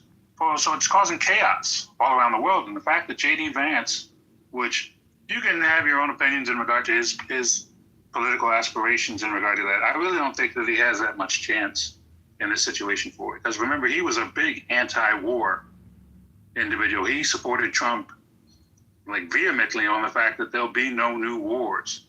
And here we are. And in that type of situation for it, I'm not sure he's in the party's grace, and he's definitely not in Mega's grace. So where do we stand? What happens? And I just think that if people would look at that larger picture as far as the effects not only on you personally, but also in regard to the world, this was not a good decision. It was not Alec, can I ask you a question? What was the highest price that Obama had fuel prices up? I mean, for his national average. I'm looking here. That's $3.96, $3.97 per gallon in May 2011. So when Obama had national fuel prices at that high, $4 a gallon for fuel, were you guys screaming and crying? Well, no. First, we weren't innocent. We were just coming out of the situation in regard to the housing crisis. Remember that? Do you remember? Okay, it's the housing crisis, right? Well, wait a second. So the economy was actually in recession at that period in which Obama took office. What's crazy about that, though? What's crazy is all these blue states. You can't deny it, dude. You guys love your higher taxes. People are fleeing blue states because you guys make everything higher. Everything. But you cannot sit here and admit that Obama had things higher too. You're okay with higher priced gas when it comes to green new initiatives. But goddamn it, when we're trying to disarm, a bunch of terrorists from nuclear weapons, now you want to bitch and scream about $1 higher per gallon. I think it's hypocritical, sir. I think you're hypocritical and you have selective outrage. Well, now, okay, well, let's examine this for a more historical basis, okay? So then that way, the bigger picture may give us a little better perspective in the aspects. The United States has actually been playing in the Middle East for the last 50 years. We caused a lot of upheaval, a lot of wars, change of regimes, so forth. So this is not something new. Many presidents have undergone the same type of situation and realized limitations in regard to what can happen in this. This one, we might say, was started by Israel more than the United States, without prudent thought as to possible consequences. But we're serving another agenda. So we're serving their agenda at this point in time. But now we're in a situation where, I don't remember, months ago we said that we had obliterated their nuclear program. Then we came back and said, it wasn't obliterated. They were still, there's enriched uranium. Oh, but wait a second, but they have these other places for us. So why don't we do this? We'll just remove the entire regime. Well, that's funny too, because now the new regime, which we can't tell what's happening in Iran right now, but maybe and possibly is, and all indications are, is the son of the individual whose wife and children we just killed. Okay, so I'm not saying that it's a victory. I'm not saying that it's something that was a planned situation, but right now I guess it's nothing at all. because even the vice president can't negotiate some type I'm asking you, sir, are you going to respond to what I said? The Democrats in all their states with their higher taxes, I mean, for God's sakes, my parents live in Washington. I live in Montana. And I mean, I'm paying, what is it, about $3.70 per gallon right now, which is high, you know, but higher than normal. But they're paying $5 a gallon, man. It's the differences are striking from these blue states. Everything is higher, and that's why the people are fleeing those states. And you're going to sit here and bitch about higher prices when literally Obama had national fuel prices at that high. $3.97 in 2011. 2011, it's 2026, dude. Don't sit here and bitch about your selective outrage now, because you love higher fuel prices when it comes to, like I said, the Green New Deal initiatives, the green initiatives. That's okay with taxing, oil companies, you know, their tax credits and getting rid of their drilling permits like Obama and Biden did. That's okay. But now you're bitching about us because we're intervening because what's $1 a gallon higher or so. It's fucking crazy, bro. It's crazy. It's crazy. Mountain, wait, have you lost your mind? Listen. Asking you what are you going on? There is a war. Don't try to put Obama in perspective in regard to this presidency or that one. Don't try to look at it because this is a garbage presidency. This is a garbage. Don't compare those two. Oh, dude, I am. In the economic situation which was occurring before, all presidents go through cycles of such. You know what I mean? But nobody has increased the budget like Trump, right? No one. Where are we at right now? 37 trillion. Yeah. Okay. So don't give me all that. Don't give me. He passed Obamacare, which I guess try to kill it as you may, but and that still is in existence from now. And listen, it didn't cost $1 trillion. It didn't cost $1 trillion. So wait a second. This individual has passed legislation, and for the last two, this kills me with you, because even if you say that you don't like the Democrats and they're all the blue states, oh my God, the blue states actually pay more of the taxes which are necessary for the federal government than the red states. They actually pay their bill, and that's because of all those taxes and things. Also, cost of living. True.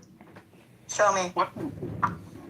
Prove it. The blue state. You're crazy. They don't pay their bill. What are you talking about?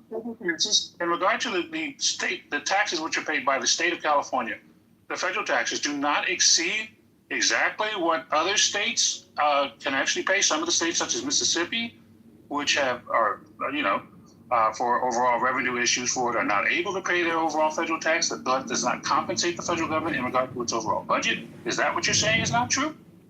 That is what I'm saying. I live in the Midwest. And? TA, why don't you answer Mountain's question about the oil price, the gas price? You're just slipping around and slicking and trying to get away with that. Trying to hold on to the... Okay, what's the question? The question is because you were the one raised about the gas price as a reason for against the war. And why don't you answer to that question? Okay, so the first question in regard, as I said, because of our interest in the Middle East, oftentimes it has affected situations in regard to pricing. And oftentimes it may be something that, certain countries decide to hold. OPEC is a very strong agency for the idea. I mean, it's a major currency. Now, there are times in which oil prices increase depending upon overall demand or structural problems in regard to environmental issues as well for, things that but the overall amount of oil doesn't flow as frequently for the U.S., right? We have reserves, we do shale, we do all of these other aspects that we could supply our need and what we can. E85. Yeah, we got all kind of stuff. But it does affect the world market in regard to the price of oil. In this situation, Trump has... Did you go do what I asked you to do? I said, bring that basket in here, baby. Big girl. All right. So anyway, the... Dude, he was talking to you, TA. Yeah, that's what I'm saying. All right, what? If you look at it in regard to oil prices will fluctuate, usually by slow numbers, right? What was the oil price in regard to the beginning of the war, and what was the oil price in regard to the next 3 days after the war? in that aspect for it, Obama never caused you an oil increase in such degrees in regard to because like some supply Okay, but Alex, here's the thing where this is an amateur conversation. Oil always goes up in wartime. Always. Well, yeah, it's crazy. Yeah, it was crazy about that. Oh, Alex, hold on. You do know that. So Obama and Biden, the reason why fuel prices went up under them significantly was because they are simply unfriendly towards the oil companies. So I'll give you an example. I worked in the Bakken oil field in North Dakota, so I know what I'm talking about.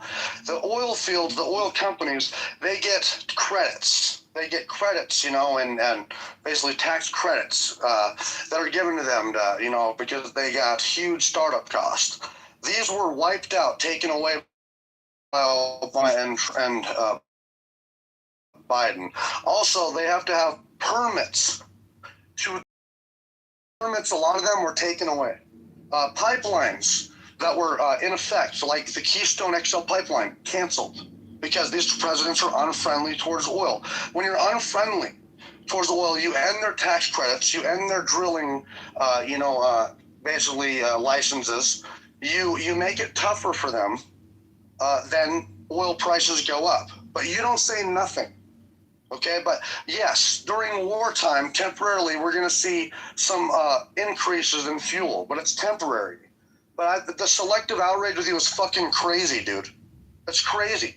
You don't give a fuck that all these different, people are, like I say, running away from those states you're talking about that pay. And New York, California, they're in huge debt. They spend way more than they're taking in. So I don't know what the fuck you're talking about.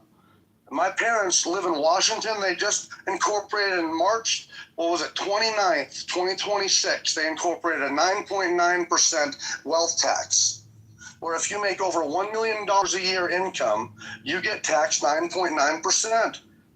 That might not seem like a lot to people, but nowadays, $1 million, especially in a state like Washington, is really not all that much. Being a millionaire nowadays, $1 million is really not that fucking much. I'm just, and you say 9.9%, fry me a river, I get it, but it's a slippery fucking slope.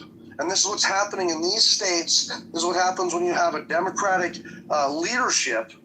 And you're going to sit here and bitch about Donald Trump trying to disarm the mullahs. Whatever, man. Let me take you back a little bit. You're selective.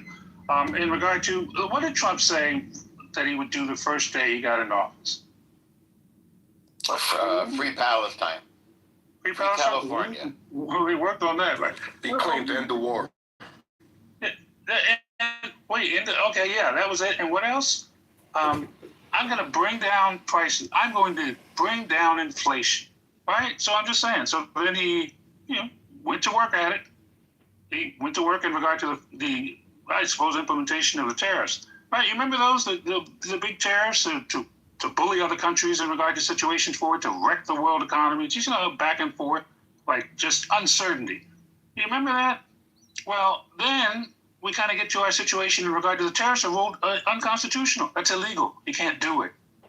So now we're at a situation in which, was that the economic policy? Is that your opinion that it's illegal and he can't institute tariffs? Or is that a fact that he can't institute tariffs because it's illegal? Which one is it, T.A. Alex? The cost that you suffer in South Dakota in regard to the changing of markets, the uncertainty which occurs in regard to like unstable markets, particularly, remember Trump said, I'll let the oil companies go wild. You can go crazy. You can drill everywhere you want. Give me $1 billion. You got it. Any place you want to go. And in that sense, for it, I would have thought that the oil industry would be doing fantastic, would be doing great. Okay, T.A. Alex, you got 30 more seconds. You got to land your plane. 30 more seconds tops. Okay, drill, baby, drill. Oh, and I'll land it there because I'm just, I'm just trying to state facts. Got it. Facts are often confused. Facts are often confused with opinions. Do you agree with that opinion, Alex? What? I heard somebody say that facts don't care about your feelings. Is this true? Can anybody help me with this? Yes, but it's also my opinion that many people's facts are just their opinions. Alex, would you agree with that opinion? I think that if you have an opinion, it should be based in information. I mean, I go with the scientific method. You know what I'm saying?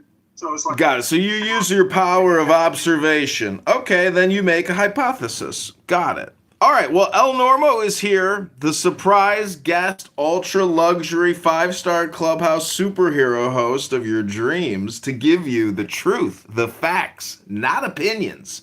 Take it away, El Normo! Well, our president has said that if they don't open the Strait of Hormuz, he's going to take it. And he's going to rename it the Strait of Donald. He's been putting the name Trump the Strait of Trump lately, and he wants to mix it up to keep people from getting bored, and so he will call it the Strait of Donald. Guys, that's big. That's bold. That's huge. Can you imagine how big it is when it gets straight? Jesus. Can I say something? Yes, you may say something, son. I'm sorry. I just want to read you something that one of the Iranian parliament member just tweeted a while ago regarding the negotiation, which is related to the room topic. And he mentioned that we didn't achieve the agreement because they wanted to join the share with Iran in the Strait of Hormuz. And second, they wanted 60% of uranium to leave Iran, and they wanted to revoke the right to enrich in Iran for 20 years. So he mentioned these three things as the main object that they couldn't achieve an agreement on this negotiation, which is related to the room topic. I just want to mention that. Okay, thank you. And I would like to teach you a song in Farsi. Is that okay? Oh, must be nice. Yeah. Go on. Palestini. Oh, come to connect.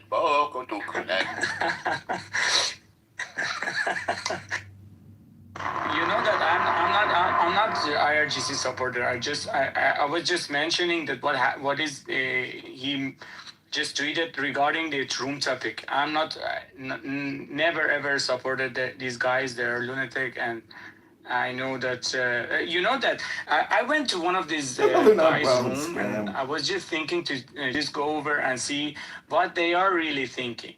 You know, they count on the people like T.A. Alex. They think that they want to put pressure on Donald Trump to withdraw from the war, and they can't really on these guys.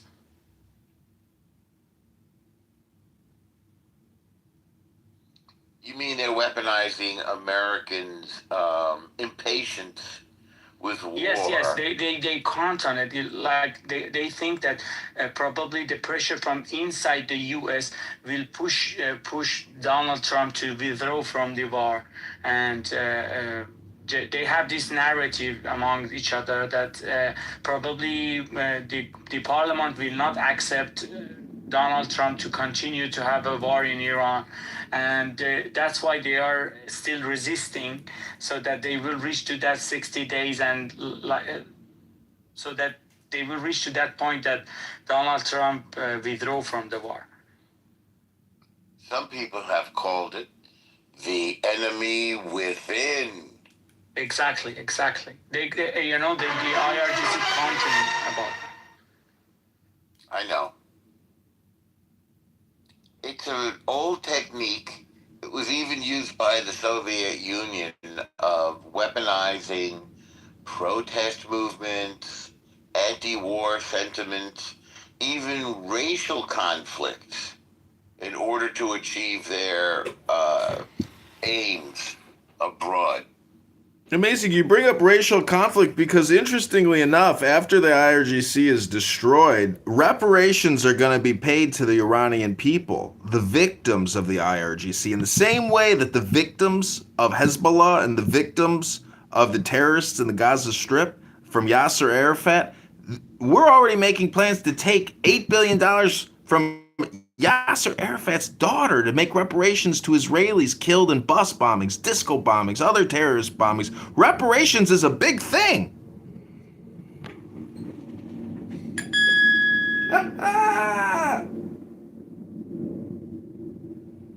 But we can't afford reparations for anybody. Well, I've also put forward plans to do reparations for Republican Union soldiers who sacrificed their lives to free the African American slaves, because without their sacrifice, there could be no liberation. So reparations for everybody. The president feels that the 2020 election was stolen from him, and he's asking for reparations. I thought he went. I thought he won. So we also have Blake and Hanson on the stage. Anybody else in the audience want to raise your hand, give us your opinion, tell us what you're thinking? This is the Iran War, JD Vance Peace Room, Israel USA News. Like the House, vote in the poll. Should Trump deploy the Marines and the Army to secure the Iranian nuclear materials? Yes or no? Deploy the Marines or no? Just bomb them strategically.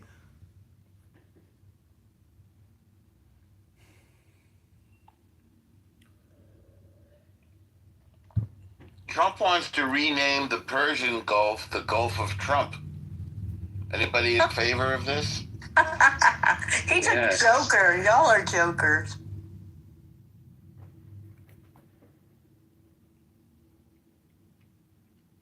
What I don't understand is if he closes the strait and blocks it and, and they lose business, nobody can go in and out. Is that a good thing or is that a bad thing? And if he does rename it, will it update the GPS systems on all the oil tankers coming in to take the oil out?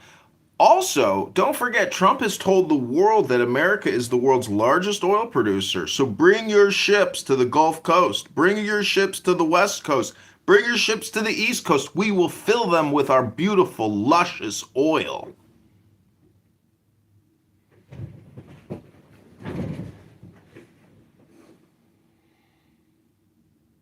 But we don't even talk about what we have, air quote, stored and saved, and we don't need to.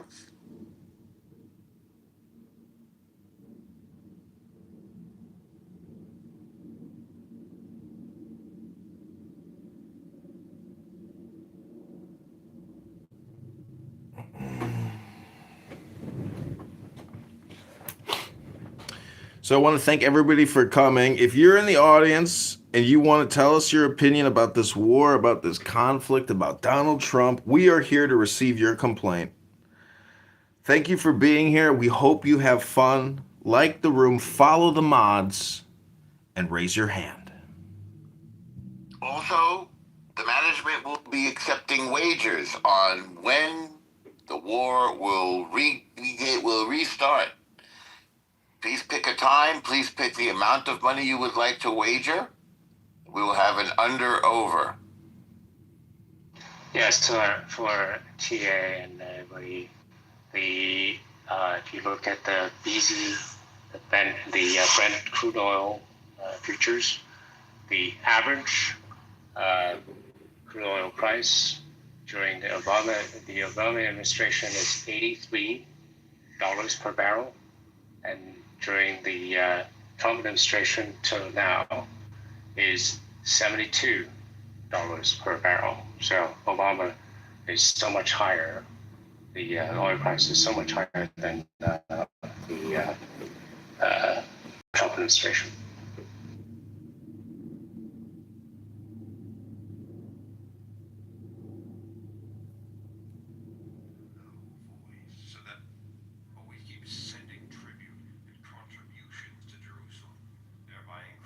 So, is that scientific enough for you guys?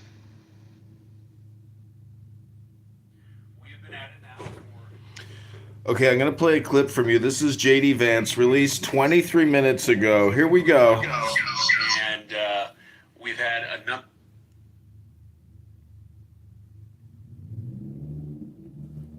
My bad, here we go. Did you say the war will restart in 23 minutes?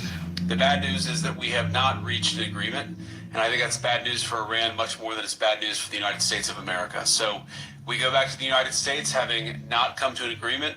We've made very clear what our red lines are, what things we're willing to accommodate them on, and what things we're not willing to accommodate them on. And we've made that as clear as we possibly could.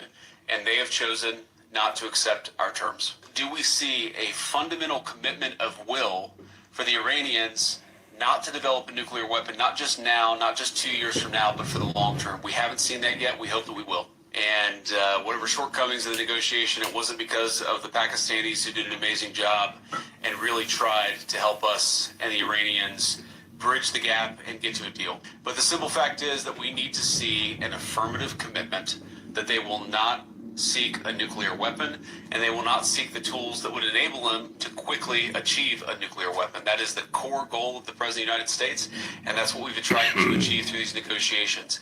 Now notice the difference between an affirmative action and an affirmative saying is that action speaks louder than words.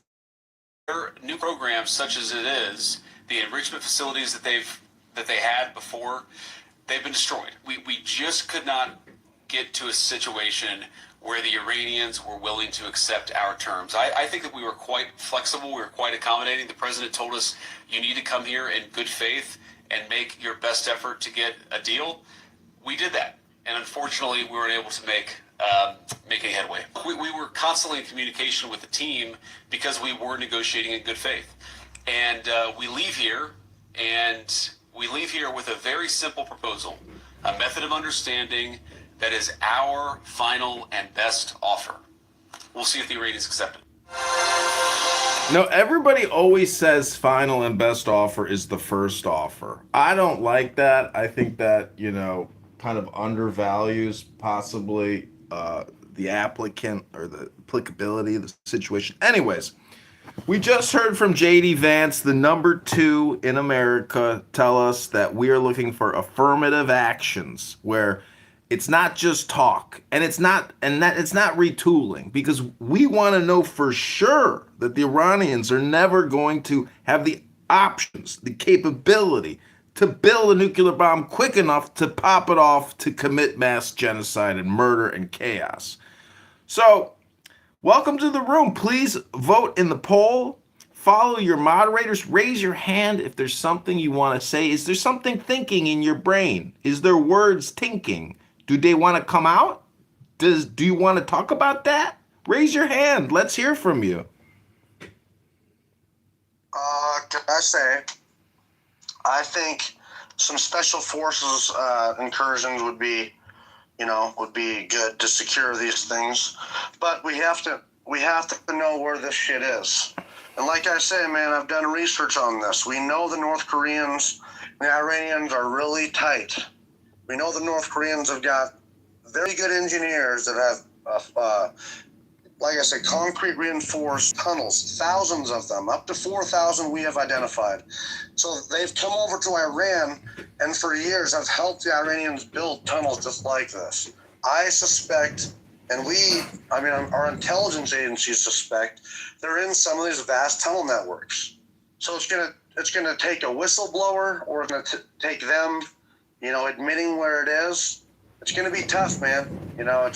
But there's some silver lining. If what they're saying is true, they have enough 60% enriched uranium to make 10 or 11 bombs. But that would take them 2 years to get to that 93% enriched uranium to make the bomb successfully.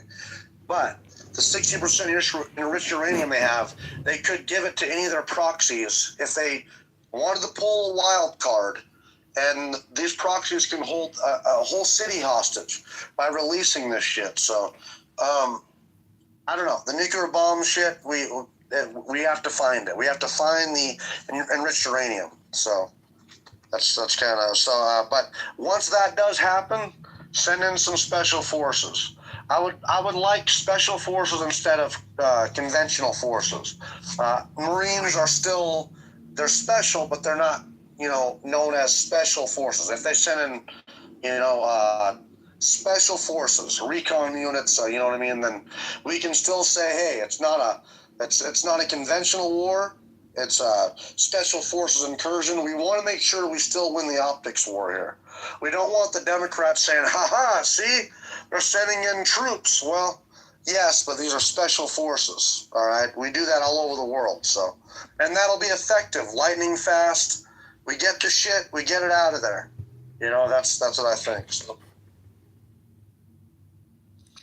I'm hearing rumors now that the Islamic Revolutionary Genocide Corps is going to join forces with Palestine and drop exploding Palestinians on Israel. Has anybody heard confirmation of these rumors?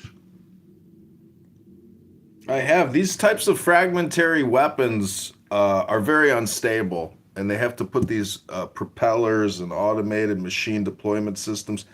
These fragmentary bombs are a problem. What do you think, El Normo? I mean, these cluster munitions, I was watching a video about how they work and how they're able to actually, supersede, anti-missile defense technologies like the dome system. So what's the solution? Destroy them in mass, or is it a war crime to deploy cluster munitions on civilian territories in the way that Iran is doing it in Israel? And, why aren't we seeing the videos? Is there a blackout on videos in Israel because they don't want to give up delivery and targeting, destinations?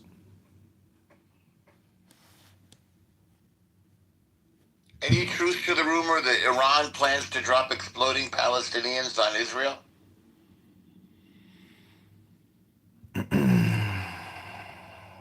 But see, this clubhouse room is not all serious, ladies and gentlemen. Some of it's comedy, some of it is entertainment, and we want you to join the fun. So raise your hand and tell us what you're thinking.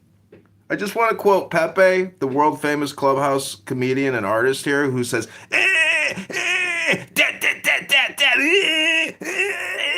that's my Pepe impersonation. It's the Jews. Let me add to that, please. It's the Jews. It's Israel. It's the Jews. It's the Zionists. Thank you.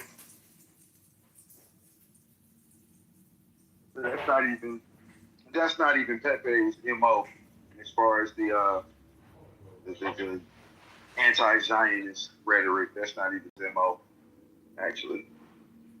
But what is actual is the backbending and backbending hope that our side is just really like, dude, we're trying so hard to hold on to old things. Like, you guys still believe that the Yankees are the greatest baseball team in the world. Like, you just have faith in this system, and you just can't. Oh, it's just like one of you guys just tried to own somebody up here because he said what was currently going on is a problem, and you brought up the last regime. Were you saying that during Obama? And that's just like in a current abusive spouse that's currently abusing the spouse. His defense for his abuse is to say, well, I ain't slapped you around as hard as the last guy did. The point is, we're still getting slapped around and lied to. There is no freaking real threat about nuclear capabilities, just as much as there wasn't any WMDs in Iraq. And you got history pattern in time. How do you know, Blake? See that? How do you know? The same, just as much as you think you know that they are there. No, I'm asking you, how do you know there's no nukes? My answer to your question, just as much as you are to believe that they are there, because you were told how do you know what I there. believe? I haven't even told you. I've heard your opinion. You're my for opinion? This war. You are for this war. You are for this war. What's my opinion about the nukes? You're for this war. Okay, so whatever excuse that was given for this war, I thought you're not going to catch me, and I'm going to keep it general, and I'm going to end my statement there. You said that you don't believe there's a nuclear threat. And when I asked you, you said that's just as much as I believe there is one. So what do I believe about the nuclear threat? Otherwise, just tell us what you think instead of referring to me. Go ahead. I told you what I think. You're trying to dig a little deeper than that, and you're trying to, you're trying to catch your moment to own, but you're not going to get it here. Okay. I know just as much as you know about this. That's the point. Okay, you need fine. to fight So on that. Tell us what you know. Okay, what do you know?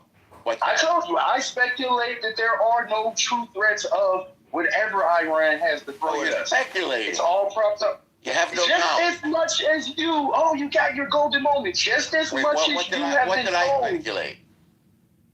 You speculate that they are a threat. I speculated you've been told that they are. I didn't speculate. You've been told that they are a threat. Well, hang on. No, I didn't speculate. I cited 3 nuclear sites: Fordo, Natanz, and I think the last one is called Iraq. Are those not nuclear sites? All right, you been to Iraq? Have you been there on the ground? What was the third one again that I forgot? Were you on the ground inspecting sites yourself? Hang on a second. Were you on the ground inspecting these sites yourself, or were you told these are the nuclear sites that are a threat to us? So your only source of knowledge is firsthand. If you don't see it, no. What I'm saying is, all we have is second hand, and you believe the current narrative. I don't. Wait. No, we're not talking about me. I'll speak for me. It's about you. What do you believe? I just told you what I said, and you wanted to try you said you believe what I believe, but you don't know what I believe. No, I said I don't believe it's a threat, and then you tried to go deeper and try to make a comparison. What is the basis of your knowledge? You tried to test the basis of my knowledge. I told you I have foresight, hindsight. We got hindsight and pattern to show, just like the WMDs and every other damn skirmish we've been involved in, that we have enough to say, you know what? I can speculate that I might have to hold on this one. Because, there's a certain, you can use pattern recognition to say, hey, you know what, this time, I think I'm not with this one. Yeah, Blake, were you on the ground in Iraq? No, I wasn't. Like I said, I was hindsight. How did you know there weren't? How did I know that they weren't? Yeah. Where are they? Where are they?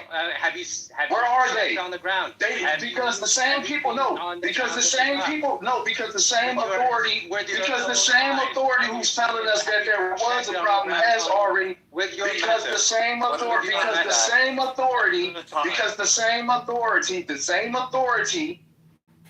who gave us the idea, the same authority who gave us the idea that one at a time. You don't believe that, don't you?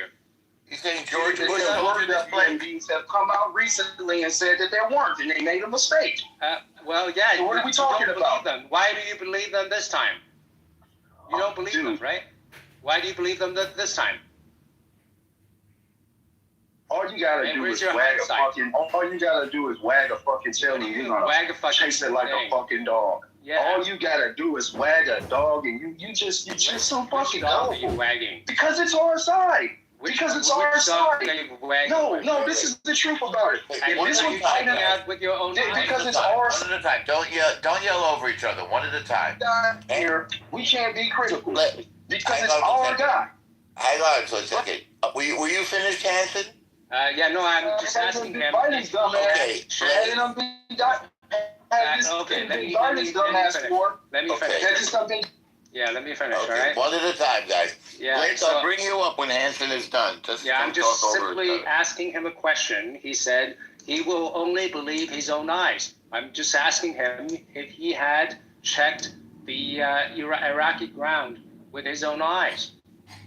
That's the question. Second question is, if he hadn't believed the government, what government said, why is he believing in government, what government has said this time? Okay, so 2 questions. Have you seen hang on, 2 questions, Blake. Have you seen it with your eyes? I never said that. You don't believe the government. Hang on. His question is invalid because him asking his question. Blake, listen to the questions. There's 2 questions. If you haven't seen it with your own eyes, how do you know? And if you didn't believe the government before, why do you believe them now? Go ahead. The same way that you haven't seen it with your 2 eyes. So we're not talking about me. No, we're talking about. That's what I was talking about. So that's what I'm gonna talk about. That was my point. You're talking about me? No, I'm talking about. I'm talking about the opposing opinions. It's called the opposing opinions. The opposing opinions is people who are for the war and people who aren't for the war. Right. The people who are for the war are not speculative this time around. The people who are for the war, who actually support Donald Trump, are now speculative of Donald Trump in the motives of this war. So that's all there is. All there is to it. You can't pin me. I'm not no loony left, no fucking crazy left. You're not gonna pin Blake Jackson. You're not gonna be able to. I'm saying you don't have facts. That's my point. In other words, you don't have the facts, sir. Wait. As a fair to say, you have no facts. We're not talking about me. We're talking about the people who support this war. So you're not talking about don't have the facts. Norm, I'm going to drop you if you don't let people finish their thought. I'm responding to something somebody else said in this room to say something about the current work and to say something about the previous administration. His question and critique was that people would not complain about it when Obama was freaking having the gas prices up. And I'm saying that's a retarded argument because we can just circle that all day long. Hence, test it now. If this was retarded Biden war, our side would be hypercritical and would not be for this war. We have an example to prove it: the war in Ukraine. So most of us weren't for that war. No facts at all. You got facts? Yes. You got facts? You're on the ground? Yes. You have stated, you have what you believe you've been told. Okay, so if I have told by our government. Do you want my facts or your facts? Which facts? You have I have the same thing you've been told, and I'm choosing not to believe. You don't have this. You don't know what Choosing not to believe is different than just believing. Just because you was told, you were just told these things. Not to believe is different than believing. Is what you're saying? No. I thought you it's totally different things. It's totally two different things, bro. And the end result is the same thing. What's the end result? The end result is us on the ground, people like you and me, we don't know the truth. We think we do, we don't. Okay. So you know the truth about anything?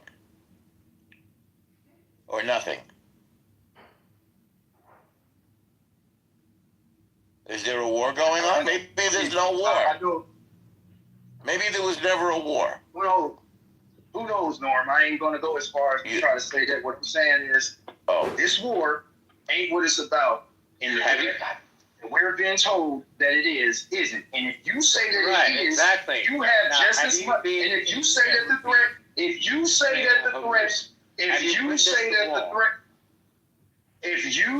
the threat, the reason we're at war with Iran is because of some threat. That we're preemptively going in to stop them for something they might do. Then it turned into we're actually trying to assist and help the people on the ground who are being persecuted by the government. Then it shifted to some other shit. Then it became about the Strait of Hormuz, the strait that they closed after we attacked them as a defense for our attack. Because these people I thought you didn't believe any of that. I thought you didn't believe any of that, Blake. Which part do you believe and which part do you not believe? Dude, you can try to cold and hot me all you want, bro. Have you ever been to the Strait of Hormuz? What does they got to do with anything? Well, have you ever been a quick trip? Have you ever been a quick trip in Minnesota to know anything about gas stations? Yeah. Have you ever fucking hit a home run in your whole life to know anything about baseball? Like, dude, yes, I have. With this retarded logic. Yes. Well, you said that I wasn't there. You have a little. So Blake, no, I said you weren't there to inspect. You're not there without any security clearances to be able to get the nitty gritty on what's actually. So maybe there's no war going on. They're just telling us that, Blake. What do you think? I never said that. You did. You said that. What do you think about that idea? Maybe there's no such thing as the Strait of Hormuz. I haven't been there. Yeah. You know what I mean? Yeah, cool. So how do you know there's a Strait of Hormuz? You've never been there. Do you believe that the Artemis II just orbited the moon, Blake? Blake is a flat earther. He has never seen the globe. No. It is or not. The Earth is round, buddy. How do you know? How do you know? Have you seen the globe yourself? Have you been to the Earth? This argument is flat, bro. It's already dead. Like flat. Exactly. No, your argument is flat. Your argument is flat. I'm not a flat. You see how you can jump so far to say because I'm on a different opposing side now on this very issue. Just a year ago, you and I would be buddies and hanging out barbecuing with our opinions together because we both agree. No, you haven't answered the question. But your answer, your question is fucking retarded. You're asking me, do I want that is not what I'm saying. What I'm saying, that ain't what I'm saying. What I'm saying is no, that's not what I'm saying. I'm saying, dude, I did not say that. That is not where I came from. What I am opposing is the negative in that. You and I both know just about the same thing. Okay. Most of us who are on different opposing sides about this war are just voicing our opinions based on what we think we know and what we have experienced and the experience of the. Yeah, well, I'm just asking your question. You haven't answered my question. You were the one saying that all you can believe is what you can see with your own eyes. Right? I never said that. I just clarified. With that logic, I never said that. I never said that. You are painting. No, you are painting that logic. I'm gonna go repeat it to you one more time, and I just said it, but you're not gonna take it because that's not how you want to get your nut off right now. Your nut off. You're gonna have to try this tactic with a crazy leftist, sir. Well, I am a conservative. You are the very one we're talking about. 3 times. I voted for Donald Trump 3 times. You're not going to win with this logic.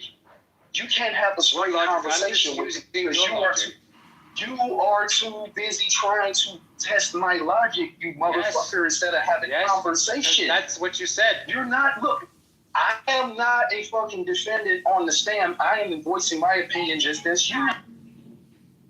In what year did you vote for Donald Trump 3 times? And I will repeat one more time. Yes. You know just as much as I do. Right. In what year did you vote for Donald Trump 3 times? Which year?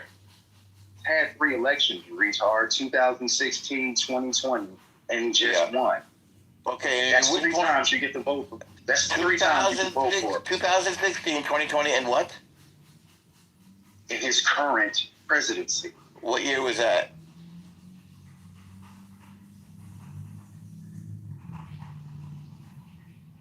What year did you vote for him the 3rd time?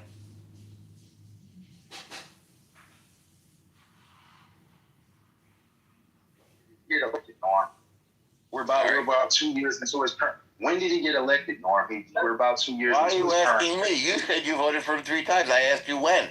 So how the fuck did I not vote for him 3 times if he has ran 3 times? What the fuck are you asking? I said, what are the years that you voted for him 3 times? Why is... If you don't know, just say I don't know. Do you see how retarded this question is? No. What's the answer? I'm not giving you the answer. You can check. You can do the deduction yourself. Is it a secret? No, it's called. What? Because you're being fucking stupid. Okay, we are currently in his current administration. He has been in office for almost 2 years. He has done half his term. So you answer the question, you dummy. Okay. So you want me to answer the question when you voted? But I didn't see you vote. I'm choosing not to answer that. I'm clapping back by telling you he's 2 years into his current administration. Can you deduct from there when I voted for him? I don't think you ever voted for him. When was I? I think that's speculative. I don't think you voted for Donald Trump. Bro, you don't think because I was elected? Yeah, because I didn't see you vote for him. Now? What? Yeah, I know. Yeah, I know. But I got a track record in this. I got a track that you can use to deduct my position and see that I'm not lying. You'll be able to use pattern recognition. Okay, everybody, this is Clubhouse. Please mute up. This is Clubhouse. Please mute up. Please mute up. This is a quick Clubhouse public service announcement. Clubhouse for years has been allowing speakers to come here and not get paid for their content. But now we have the gold coin opportunity of a lifetime. And if you haven't purchased gold coins yet, go ahead and just buy $5 right now. Test out the new features, see what it's like.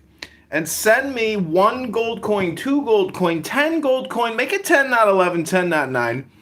If you're enjoying this content in the Trump America House, because these are some very intelligent speakers that have facts, not opinions. And obviously nobody wants to listen to people's opinions. We want the facts. And Clubhouse has given us this gold coin opportunity to send me 10 coins right now. Go ahead. Who's going to be the first? Who in the audience here will send me 10 gold coins that I'll never cash out? Because they already deleted my other cash out account that I set up on Stripe because this app is so progressive. But here in this limited opportunity, we can give you the facts, ladies and gentlemen, not the opinions in this crucial moment in American history, in Iranian history, in Israeli history. This is your gold coin opportunity to have fun. That's the experience we want you to achieve. So if you're having fun right now, put a 1 in the chat. If you're not having fun right now and you want me to shut up, put a 2 in the chat. Okay, everybody, continue the conversation. I am complete. This has been your public service announcement from Clubhouse.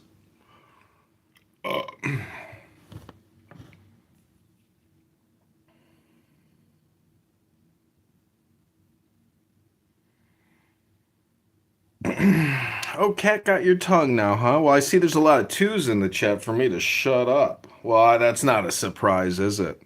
Well, this has been a huge room. Look how many people are in the audience. You are what's making this conversation possible, the listener. And you have 2 ears and 1 mouth, or as they like to say, mouth. And so we have been discussing the truth of the earth from your birth until your death. And you have to ask yourself, is it worth it to be on Clubhouse, to experience this happening through your cell phone? Is it fun? Are you not entertained?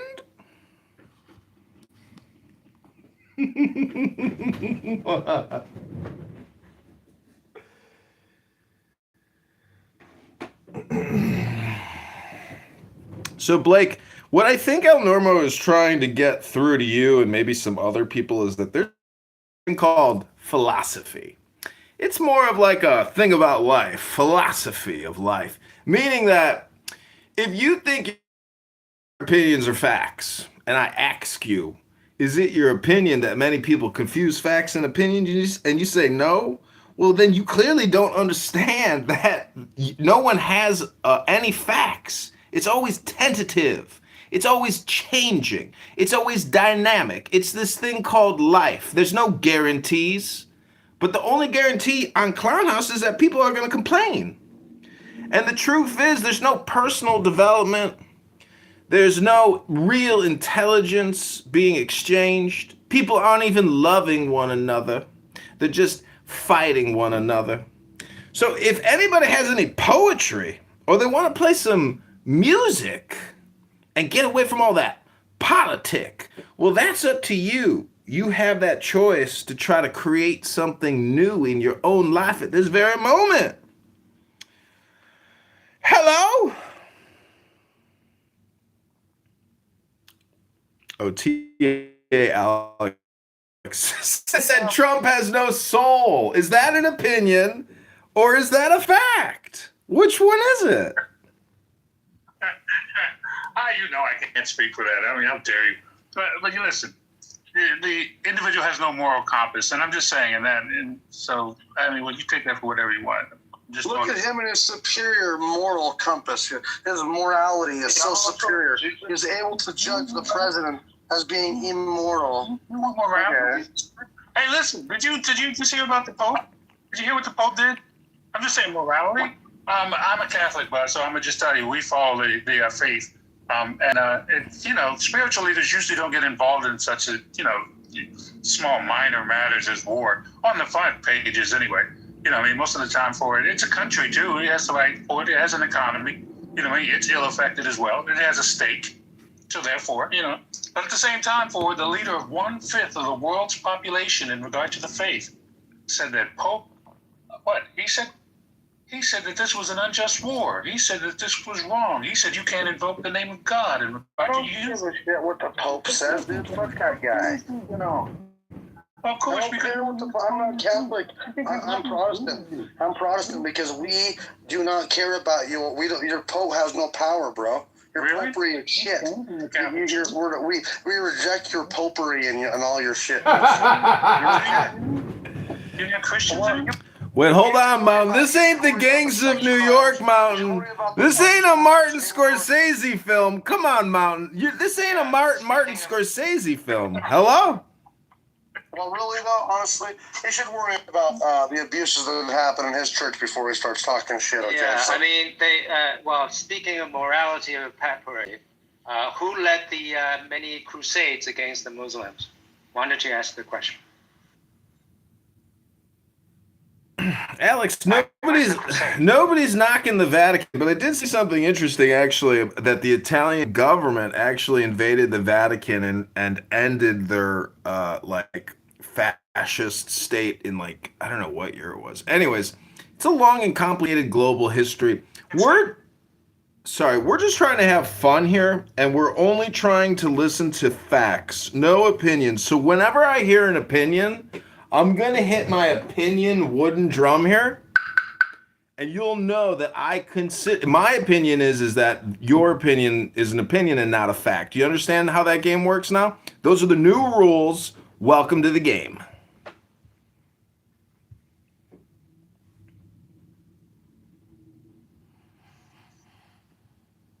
The Jews are running the world. The Jews. That's an opinion. That's an opinion. Okay, who's going to voice the next opinion? What about the crusade? Is that opinion or facts? That's a historical fact, so there will be no wooden dinging there.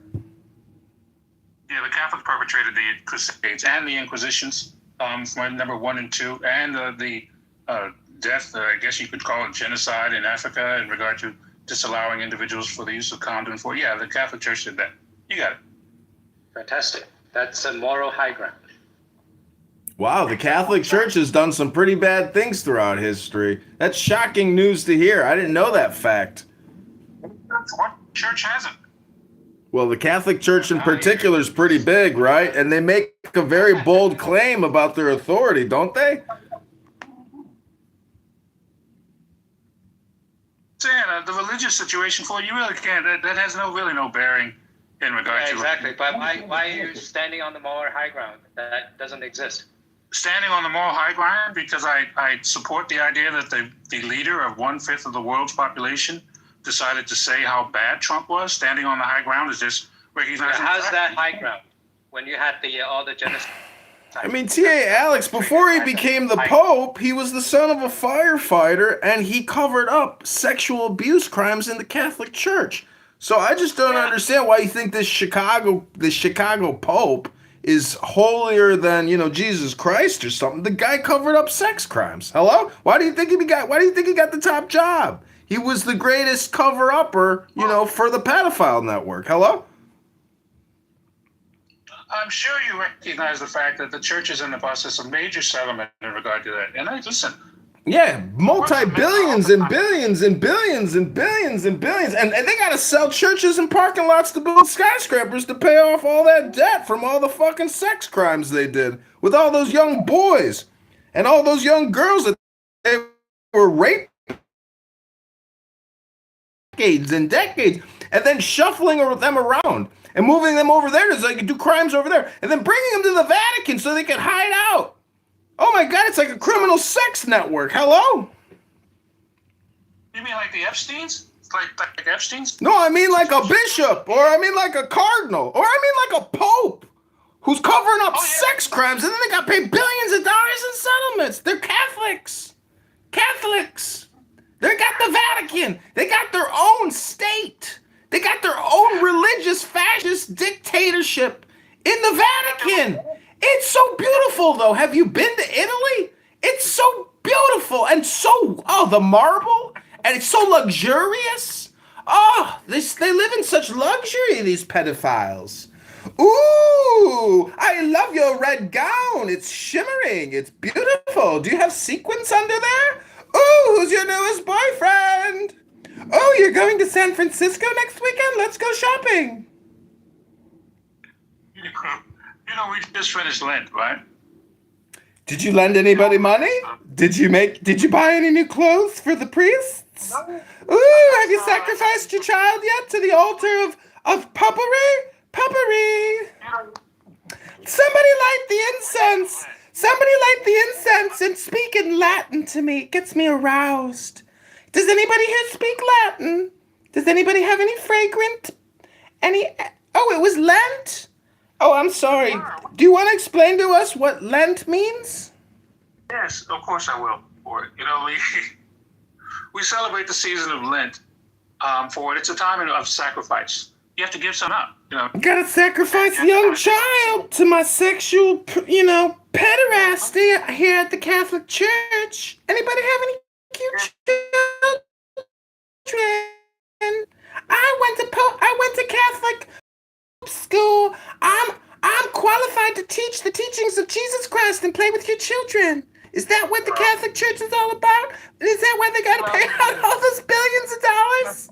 Billions and billions and billions in sexual abuse lawsuits, personal injury, sexual abuse lawsuits in the Catholic Church with the gay popes, the gay Catholic cardinals, the gay bishops, the gay deacons, the LGBTQs everywhere these days, right out in the open. Are you done yet? Okay, well, listen. Wait, hold on. Let me get my opinion bell here. Remember, that's when I hear an opinion, I'm going to hit it like that. Go ahead, please. Move it on yourself. I appreciate that. Listen, no one can deny the evils that have been perpetrated by men in many different faiths against people. And that is one of the things that, we kind of would hope that people would move towards becoming better. The church evolves like anything else.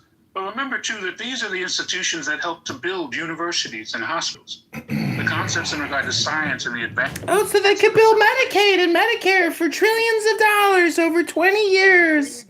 Oh, the scams and the sexual abuse never ends. Wait, let me hit my opinion bell. Oh, we heard an opinion, not a fact. Oh, so wait, well, okay, I didn't get the click on mine. All right, so listen. The problem that we have in this situation for it, I think, is people don't really appreciate the history, not only of mankind, but just of what role religion played in it. There's evil people. There are evil people that do evil things all the time, whether it be presidents or popes or individuals. It's all about the power. We all admit that. We all come to the understanding in regard to it. But the thing is to... You know what? I think I just heard an opinion. That probably is. But by the historical basis, as I said, the institution serves for a greater purpose, for the idea of community for several millions of people.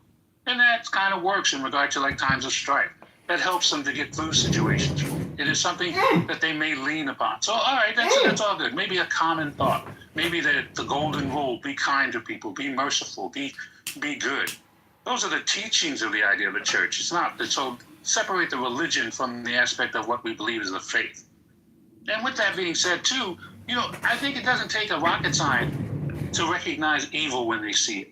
It doesn't take you tons of information in regard to recognizing what's happening in your world. Uh-oh. And to use common sense. I think we've detected another opinion. There we go. Oh, it doesn't. Okay, all right. Well, rocket science? Is that what? It's with that. I oftentimes find myself, I'm mystified by people that don't look at the whole picture in regard to the current administration. I'm mystified in regard to that. Uh-oh, I think we've detected an opinion and a projection. It's me. So I said I from the beginning. So I'll wear that. Just to the facts. Just to the... Uh-oh, I think we got an opinion coming out about some facts. The Pope said that war can't be waged in the name of God. Period. All right, that's why I land with that. Oh, well, actually, since you're landing on an opinion... It's mystifying to others. Well, since he landed on an opinion, I just want to also land on another opinion. This man here is essentially promoting bullshit, ladies and gentlemen, because he's trying to present to you the opposite of the truth, which is his opinion. I rest my case.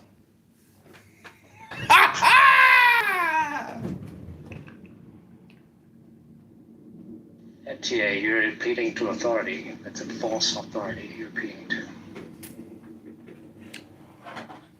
Here, I'm actually going to play for you a little harp here, because basically this is all you just did, Alex, with all your bullshit. Listen.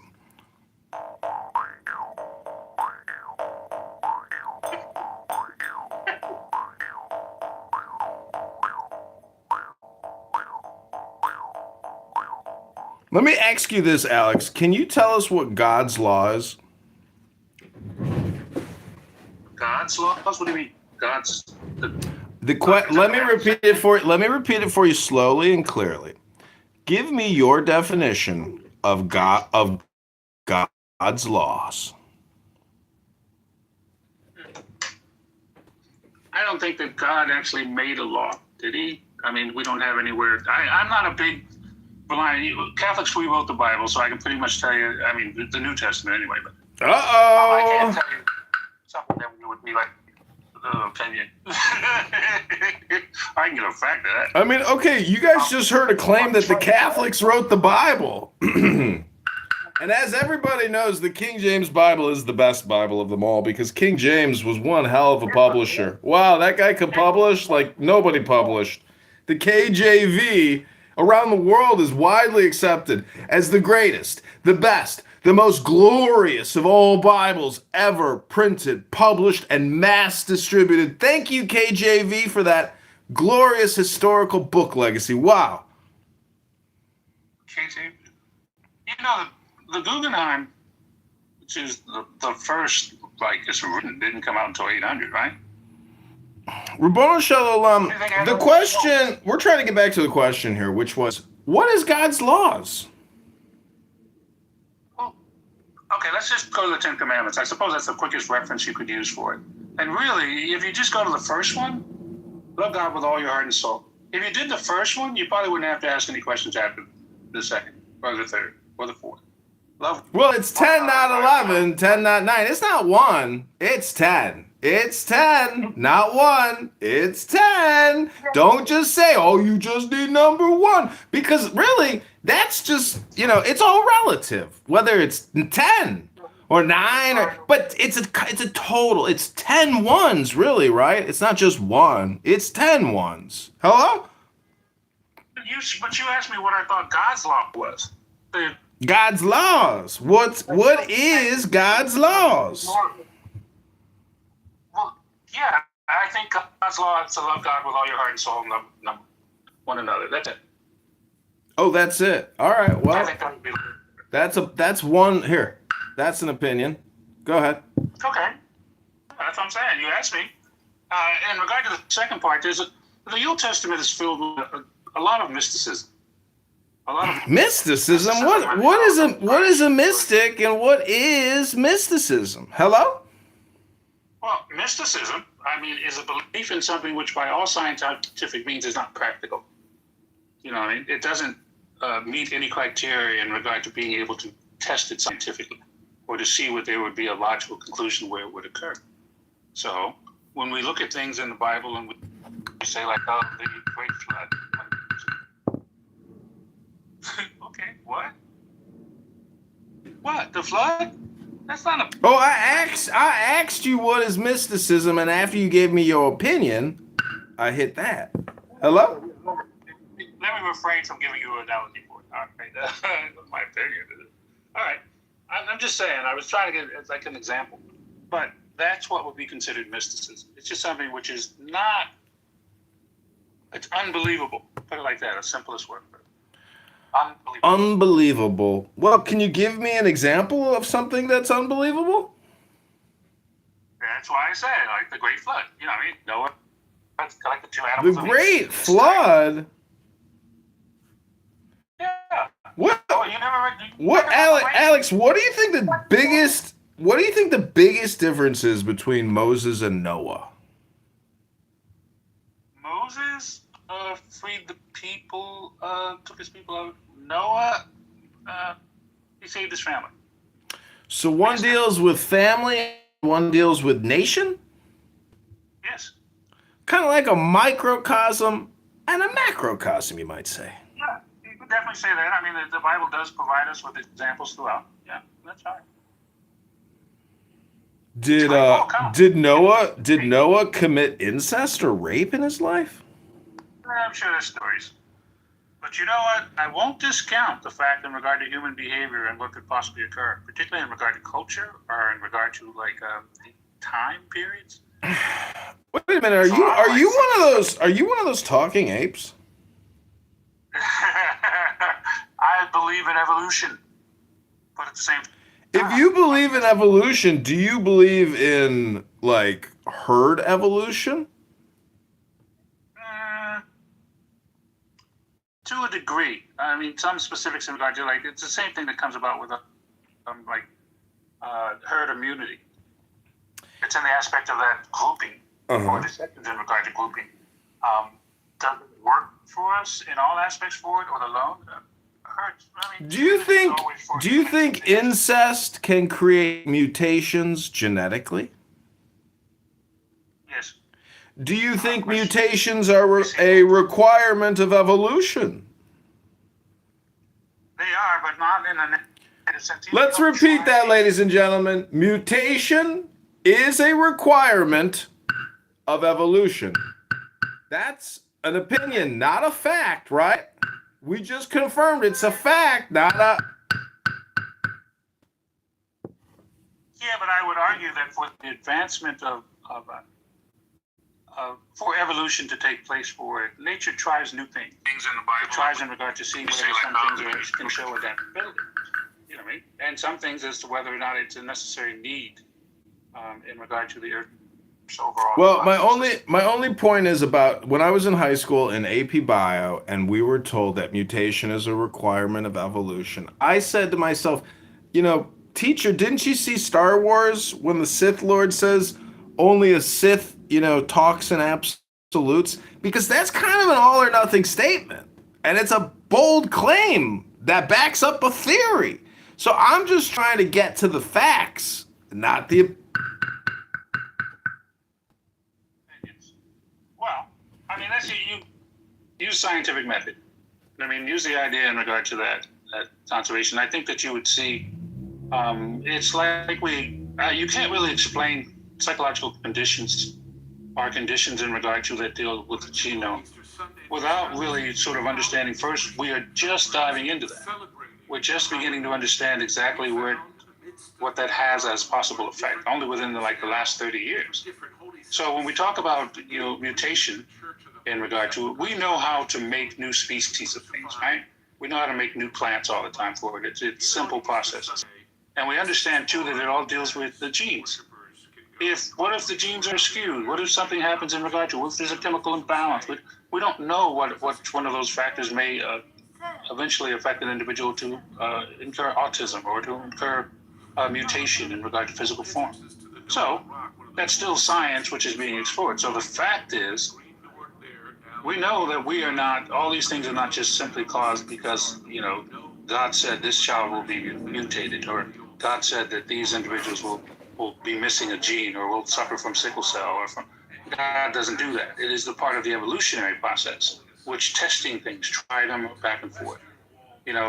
Nature selects, man survives. On a typical Easter Sunday, these alleys would be crowded with Christian pilgrims.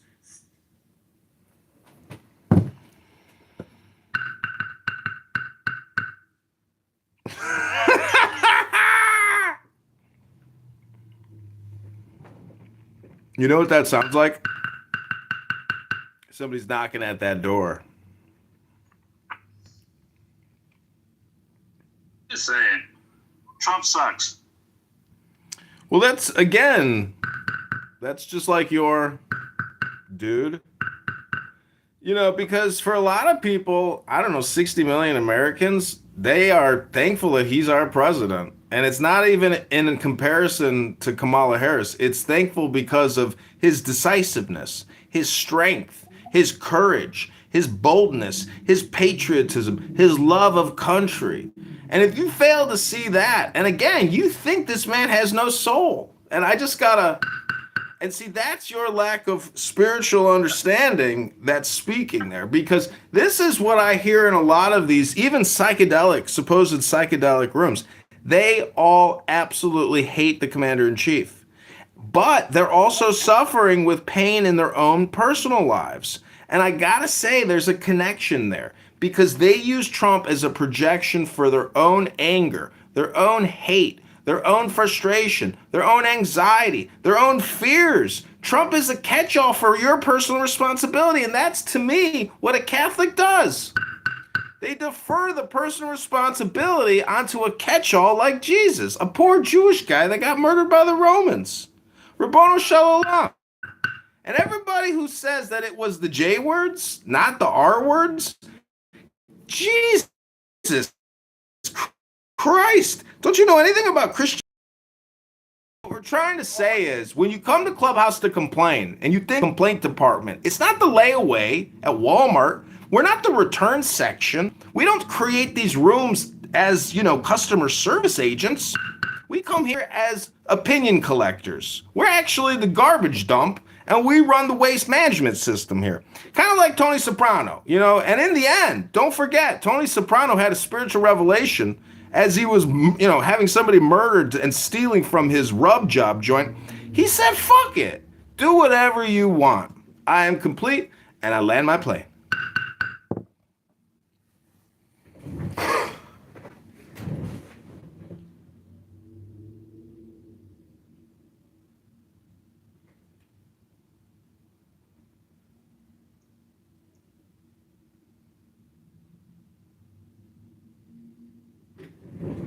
All right, maybe I have anger issues.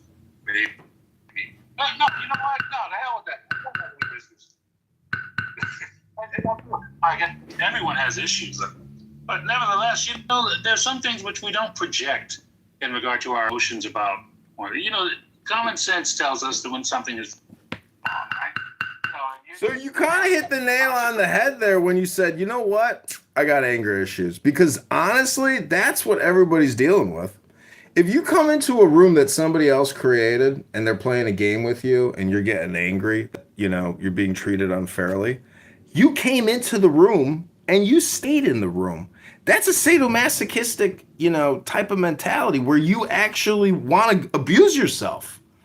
All I'm trying to say is, if you find yourself in a car and you road rage and you drive your car like a fucking asshole and you just rev that engine and you jam those brakes and you honk that horn and you get up on somebody's fucking bumper and you say, motherfucker, if that's how you drive, if that's how you roll, that's a you problem. You're stupid because your car won't last. Why destroy the vehicle? And why get angry because other people drive like fucking idiots, dummies, they're driving their car like they're suicidal. You see what I'm saying? It's self-harm. So this is actually an enlightenment, symposium, an enlightenment education room to use Trump as the vehicle of your salvation, of your liberation, of your enlightenment. Trump can do that for you, but you gotta let go of because you're not up there at the top of the hierarchy. You're at the bottom. You're in the sewer. You're in the gutter of Clubhouse. This is where dreams and opinions come to, it's all just being stored in Salt Lake City at all these data centers they're building. And, nobody at the FBI is going to waste their afternoon listening to your conversation about but the government will keep buying those with all your taxpayer dollars and even borrow to store you see what I'm saying? Alex, you haven't figured out the game yet, bro. This is your moment of coming to Jesus and saying, man, I got an anger management issue I'm still dealing with. And before I even deal with that, maybe I should just save till I can fix my anger. Do you see what I'm trying to say here? Hello? No, I think I feel you. I think I understand for it. You know, it's just things trigger me so easily for it. You know, like the Epstein files, they trigger me. And I don't know why. I shouldn't let them trigger me for it. That's my own issues, you know what I'm saying? And it's things like emolument clause violations, you know what I mean? He gets a plane and all that stuff. And I'm jealous. I think it must be it. I must When be I jealous. say the three-fifth compromise, does that make you angry? No, that doesn't incite me like those other things do. I'm just being facetious, meaning that we could come up with a list of 100 of your top things that would annoy you, and we could talk about it. But again, that's all just word hypnosis, brother. And Trump does that game, and you fall for it. Everybody falls for that, but that's the boy who cried wolf. You know why the boy who cried wolf works so good? Because every time the boy cries wolf, it's like the first time he ever did it. The thing is, boy, communication is a new hypnosis. It reframes all previous communication. And that's why there's no ceasefire, dummy. War is perpetual. War is a lifetime. War is eternal. And if you don't understand what that means, that's because you never read it in a book like I have. Hello? Let me ask you, why are they playing with my emotions like this then? Why? What is it? Isn't that evil? Well, the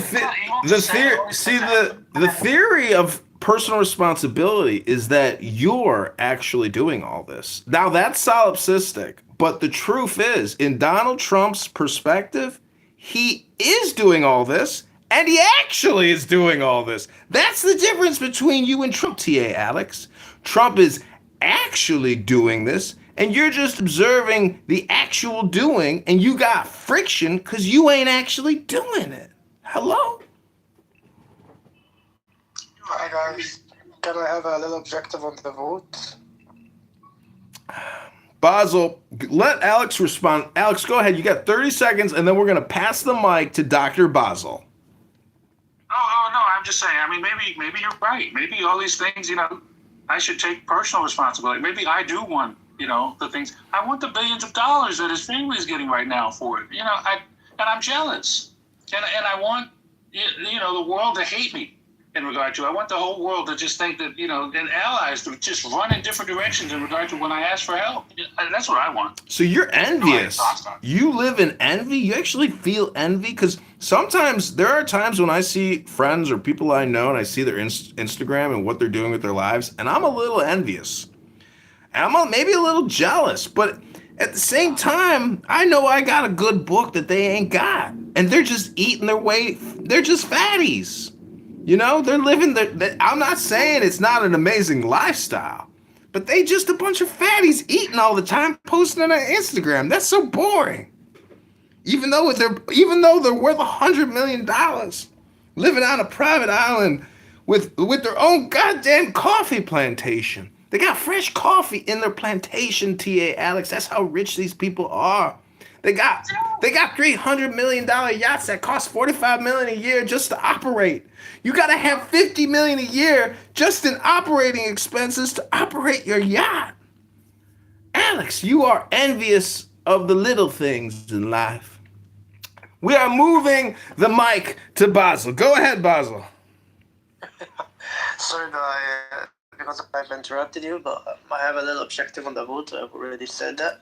I'm not a U.S. citizen, just as a start, but I'm seeing that the conversations in Clubhouse or in any part of the social media, whether Trump is good or right, or whether the war is going to a better, let's say, fate, or is he just colliding with the whole U.S. economy and the global economy? But there's a question that nobody is even asking at this point.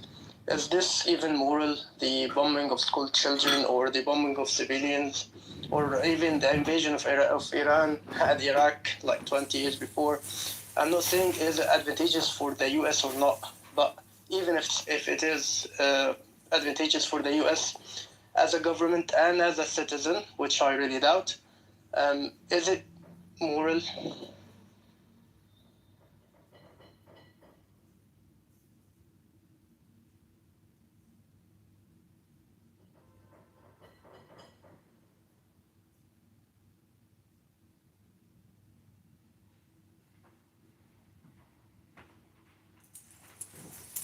Is it moral? Is it moral? Well, we could define the words, then we could look at the perspectives, and we would get to an equilibrium, Basel. Because on the left or on the right, whether you're on this side or that side, everyone can and will justify their claims.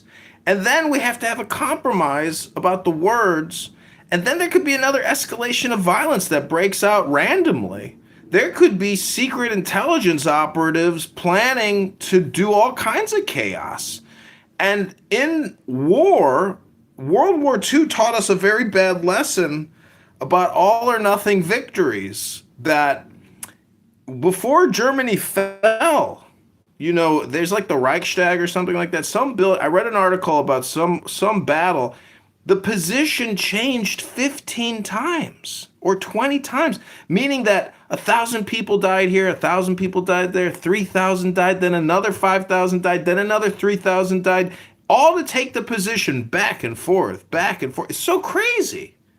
So, Basel, it's a funeral procession, and you are observing funeral rites. This is a ceremony and a ritual, a human sacrifice on the altar of observation. So when you ask, is it moral? The question is, what are you looking at? How are you spending your seconds? Because you got 2.5 billion seconds to spend, Basel. What are you going to spend it on with your observation, with your conscious attention? How much are you going to get paid per second for your words? Because when you die, many people don't know this. You go before, God in heaven, and God looks at the accounting, does an audit, does some actuarial science, and says, this is how much you earned per second, and these are how many words you used.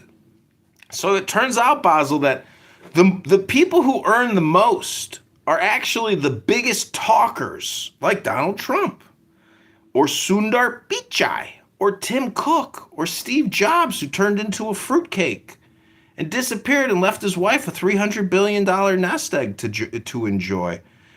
You could be the Walton family, and now you can't find qualified workers to fill your warehouse distribution wholesaling business, Basel. So I hope that answers your question. You have 30 seconds to respond. Welcome to the game.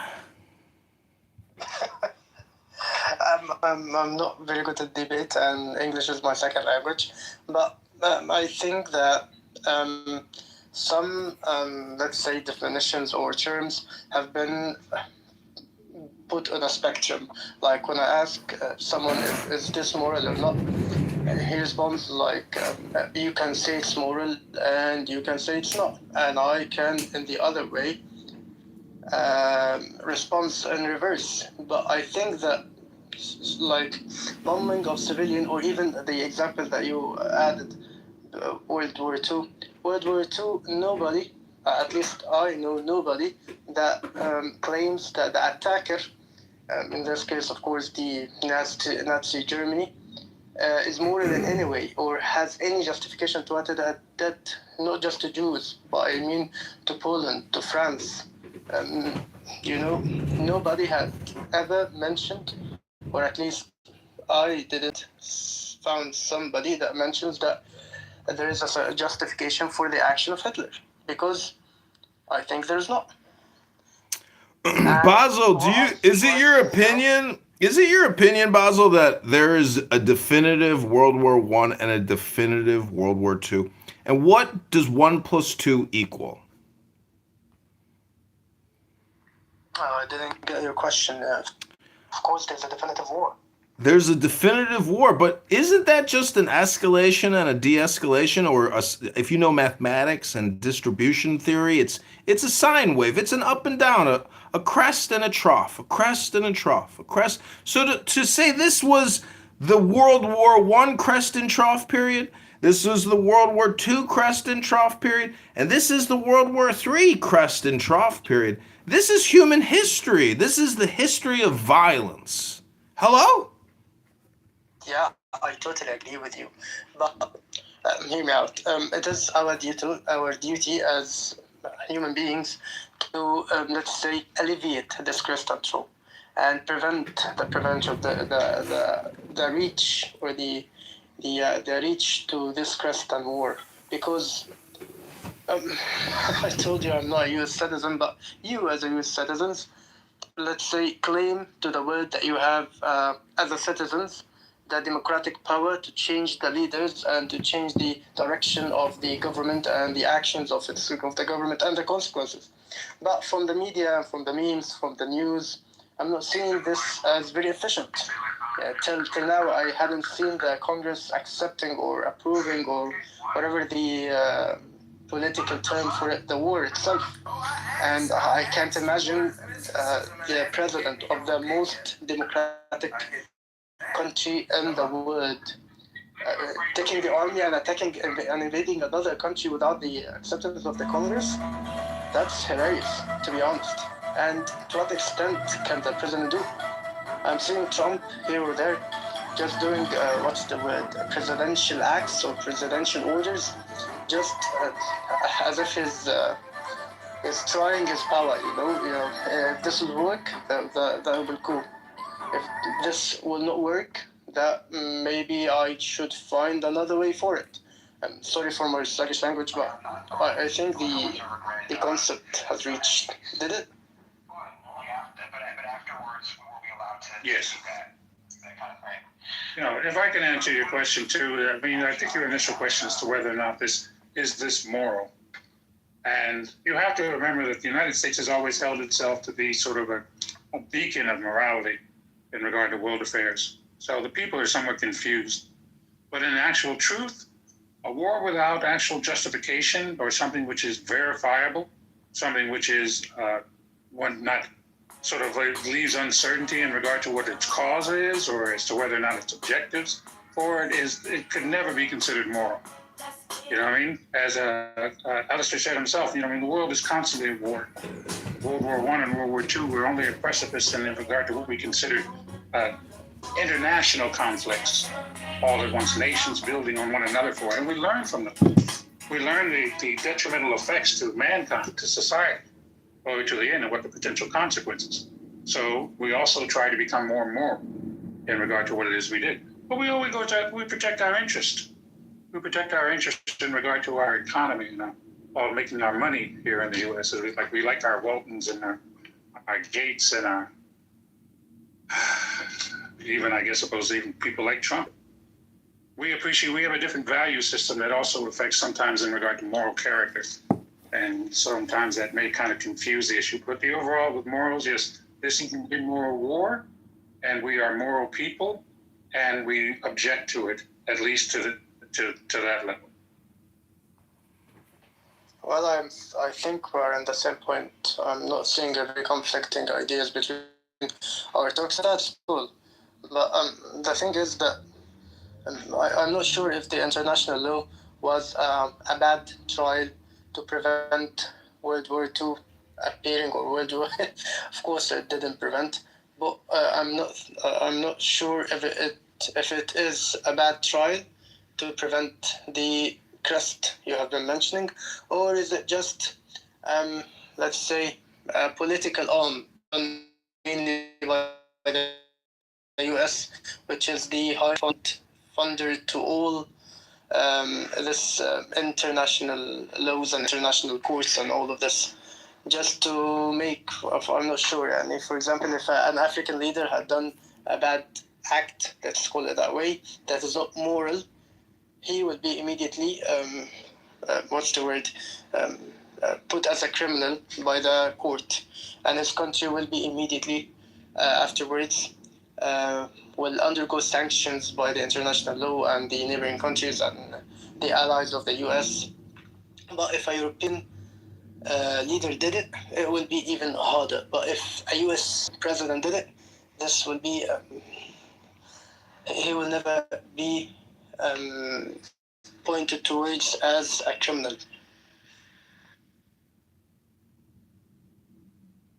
I'll tell you, our political structure is complicated. It takes time in order to address these issues as far as we don't recognize the World Court, which as Trump said, we don't recognize any of the edicts or anything that they issue for the purposes of because it's convenient for Trump. You know what I mean? It's just like, yeah, you can call me a war criminal if you want to, but what you going to do about it? It's that kind of the bully attitude, which a lot of American people seem to like. So yeah, that's what it is in regard to that. But those things change in time. You know what I mean? Our system does constantly it swings back and forth like a pendulum in regard to it, and it's usually fed by discontent. And when that happens when we see major change, you know what I mean? Don't put out the lights yet. It's not all over. But at the same time, Trump is, T.A. Alex, do you know what the difference is between MAGA and the word metamorphosis? Please enlighten. Metamorphosis deals with a butterfly and a chrysalis. Every good maggot knows that the MAGA larvae is ever crystallizing and metamorphosizing into something new, something more glorious than before its previous incarnation and transformation. So I just love hearing the very juvenile pedestrian use the word MAGA or maggot as if they don't understand the word metamorphosis.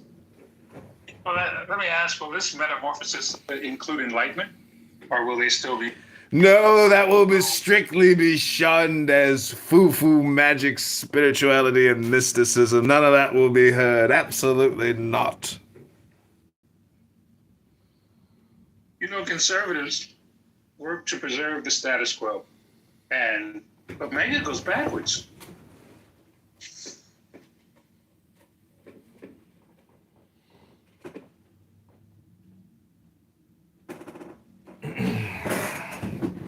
So one of my favorite ways to use Clubhouse and to experience the experience here is to play music and to read poetry. And if you haven't done that yet on this app, well, let's just say you're probably really boring in the real world. You could have an autistic social anxiety disorder. I don't know.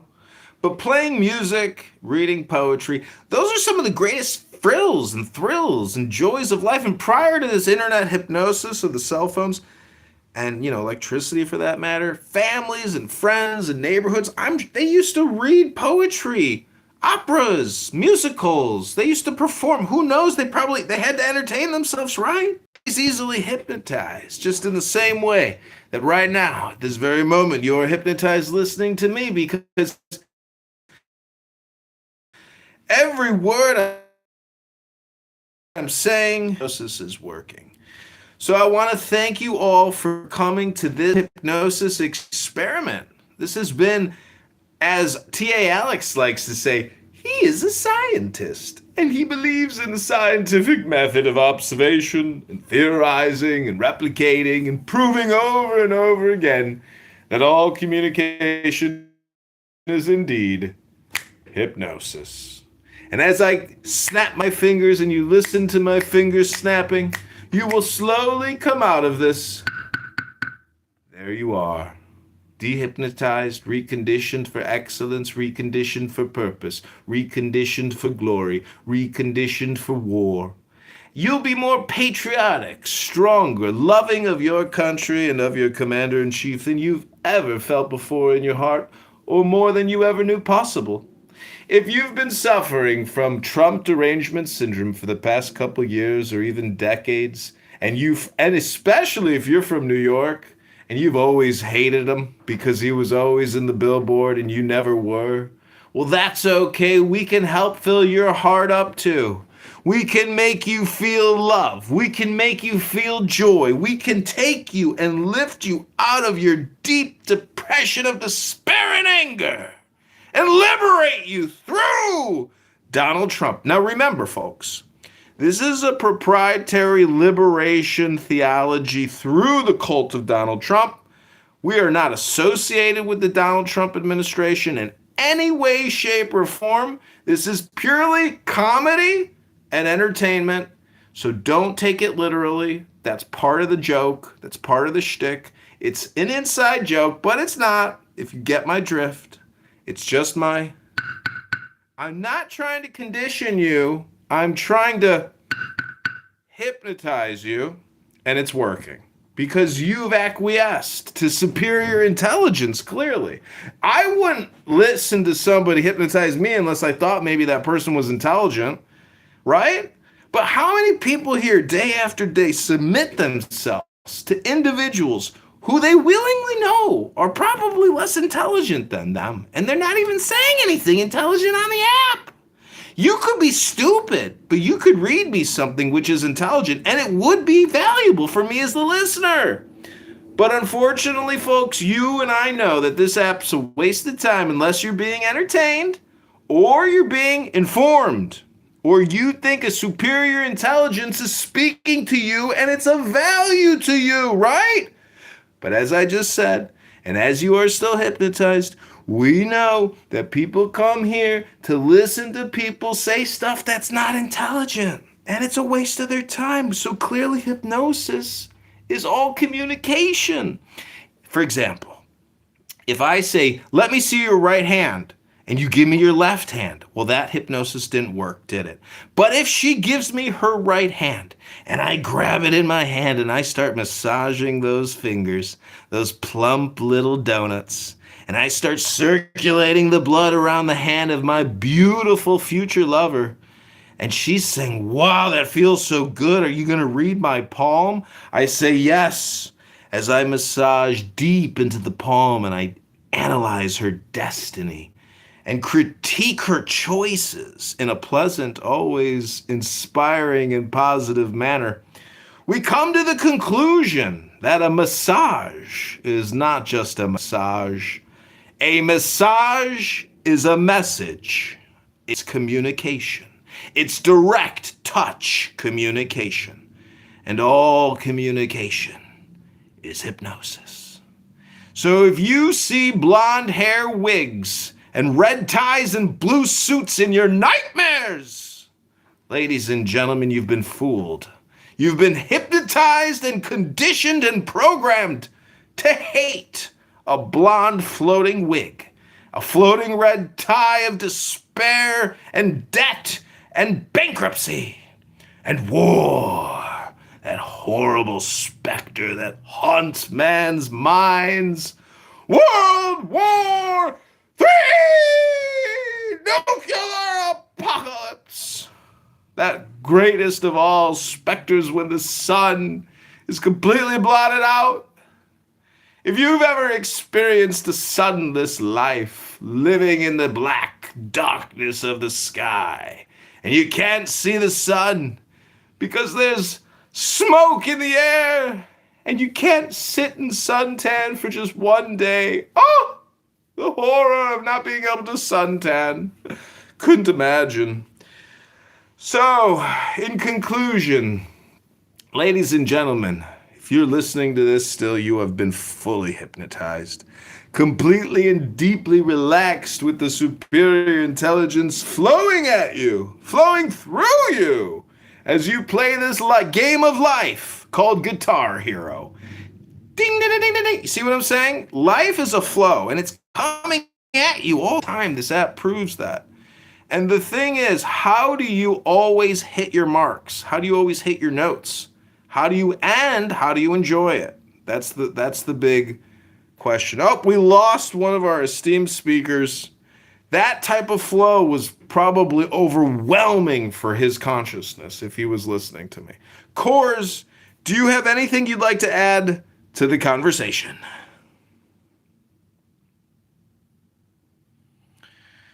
No?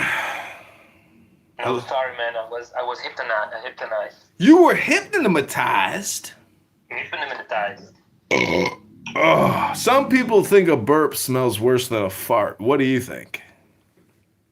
I have no opinion, man. You live in an opinionless opinion life. Is that your opinion that you have no opinion? Yeah, man. Oh my God. So can we go back on the Iran war thing? What do you want to talk about? Now I want to know what you think about it. What do you mean? What do I think about it? What's your opinion right now? What is my opinion? Yeah. About the war? About the situation right now. What is the situation right now? It's always changing. Yeah. I think they're back again, bombing each other. I think, but for the best interest for Iran, I think, because the thing is, the people are still suffering. If America or Israel don't do anything about this, yeah, the people will stay suffering and in the same situation.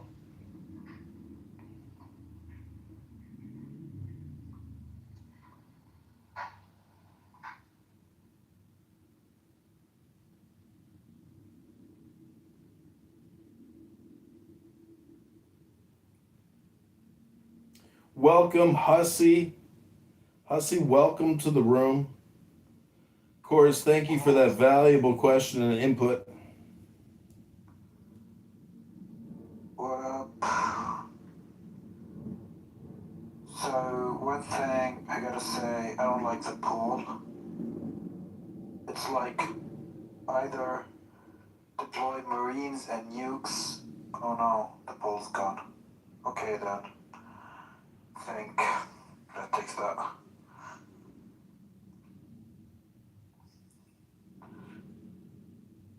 Yeah, guys, what do you think about the blockade? Is it smart?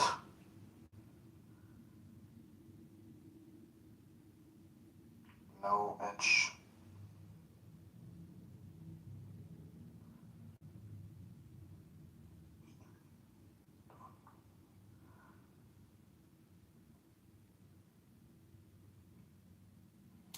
Okay, there's a new poll. There's a new poll in the house. I want to thank everybody for staying here in the room and listening to this Hypnosis Miracles room. Are you a Democrat or a Republican or a Libertarian? Cast your vote now. I'm voting. Oops. I gotta edit it. Oh God, I can't edit it. Oh well, we'll just leave it. It'll be people that are not from the US. Yeah, you can vote in the poll. Yeah, but I'm not in the US. I don't know about the Republicans, the Democrats, or the Libertarian. Yeah, Libertarian. Libertarians are basically small government advocates and for non-intervention and for consolidating and optimizing government spend. Okay. I'm like a big government kind of guy, you know. I want big governments. You want big governments? Yeah. So people in are you Iranian? No. Well, people in Iran are complaining about the fraud, and they're saying, they're stealing all our money.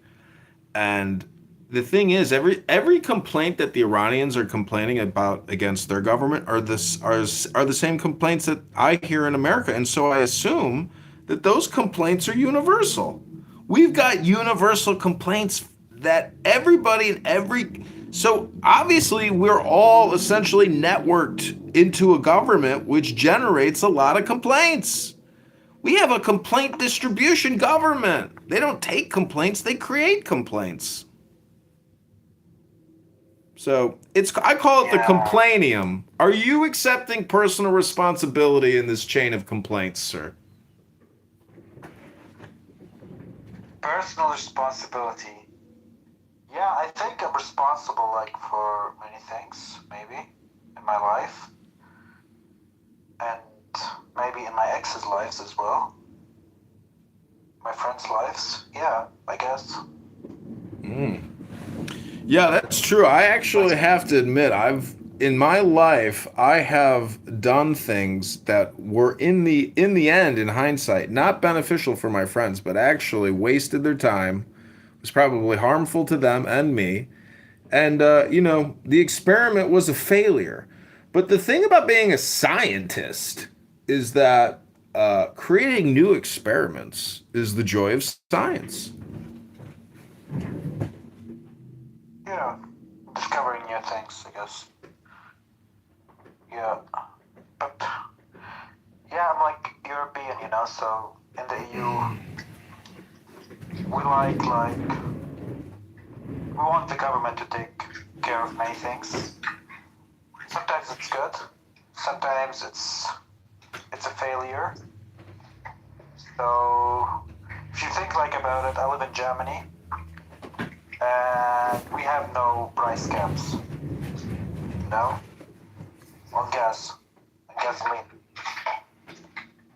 So the Czech Republic have price cap on gasoline, and that's why it's much cheaper to tank in Czech Republic than to tank in Germany. Do you have price caps in the US? I'm sure we do in some ways and forms, but maybe it's not explicitly stated. Yeah, like the Czech Republic introduced like not price cap in the sense, but like a margin of how much your margin should be if you're like selling gasoline or diesel. So that's why it's much more social. Spain as well did that. In Germany we didn't do that, and it's crazy. Like people can't afford like going to work now. So yeah, I guess like government could like intervene sometimes, and it's good, you know. Yeah. So. See, the government could just offer a gas stipend and reimburse drivers, for like the next 3 months, and then see how that program works. But they'd have to legislate it and distribute the money. And that's the theory of modern economics, which is just print more money to resolve the debt and the conflict or the junk situation. They just paper it over with new future junk. And that's what a libertarian differs in economic philosophy with, let's say, a Democrat or Republican, because their theory is it's all civilizational, contagion and compromise and combination. So that's unfortunately that's not how you run a business. And if you read a business book to a group of politicians, they will scream at you and say, you're wasting our effing time. But yet, they don't know how to run a business. They've never started a business. They've never run a business. They've never sat at a cash register and warmed up a piece of pizza for 100 hungry college kids. You see what I'm saying? Like, they are just complainers. They have no real world experience, and therefore they're not fit, and they are not suitable for governance. I saw somebody wearing a shirt yesterday that said there is no political solution. The truth is that the opposite of that. There's only political solutions. That's what people fail to realize. And so the Iranians, if they're going to play hardball and think there's no political solutions, well, then they're really stupid. And they will get what they deserve then. That's my opinion. Hello? I think like what the Iranians are trying to do is like get a political solution that suits them. So I don't think they're like war is just like a means to politics. So they're trying to hold on so they can like maybe get the political solution they want. And I guess, like, if the US gets bored of that, they'll just give them what they want and they'll go out.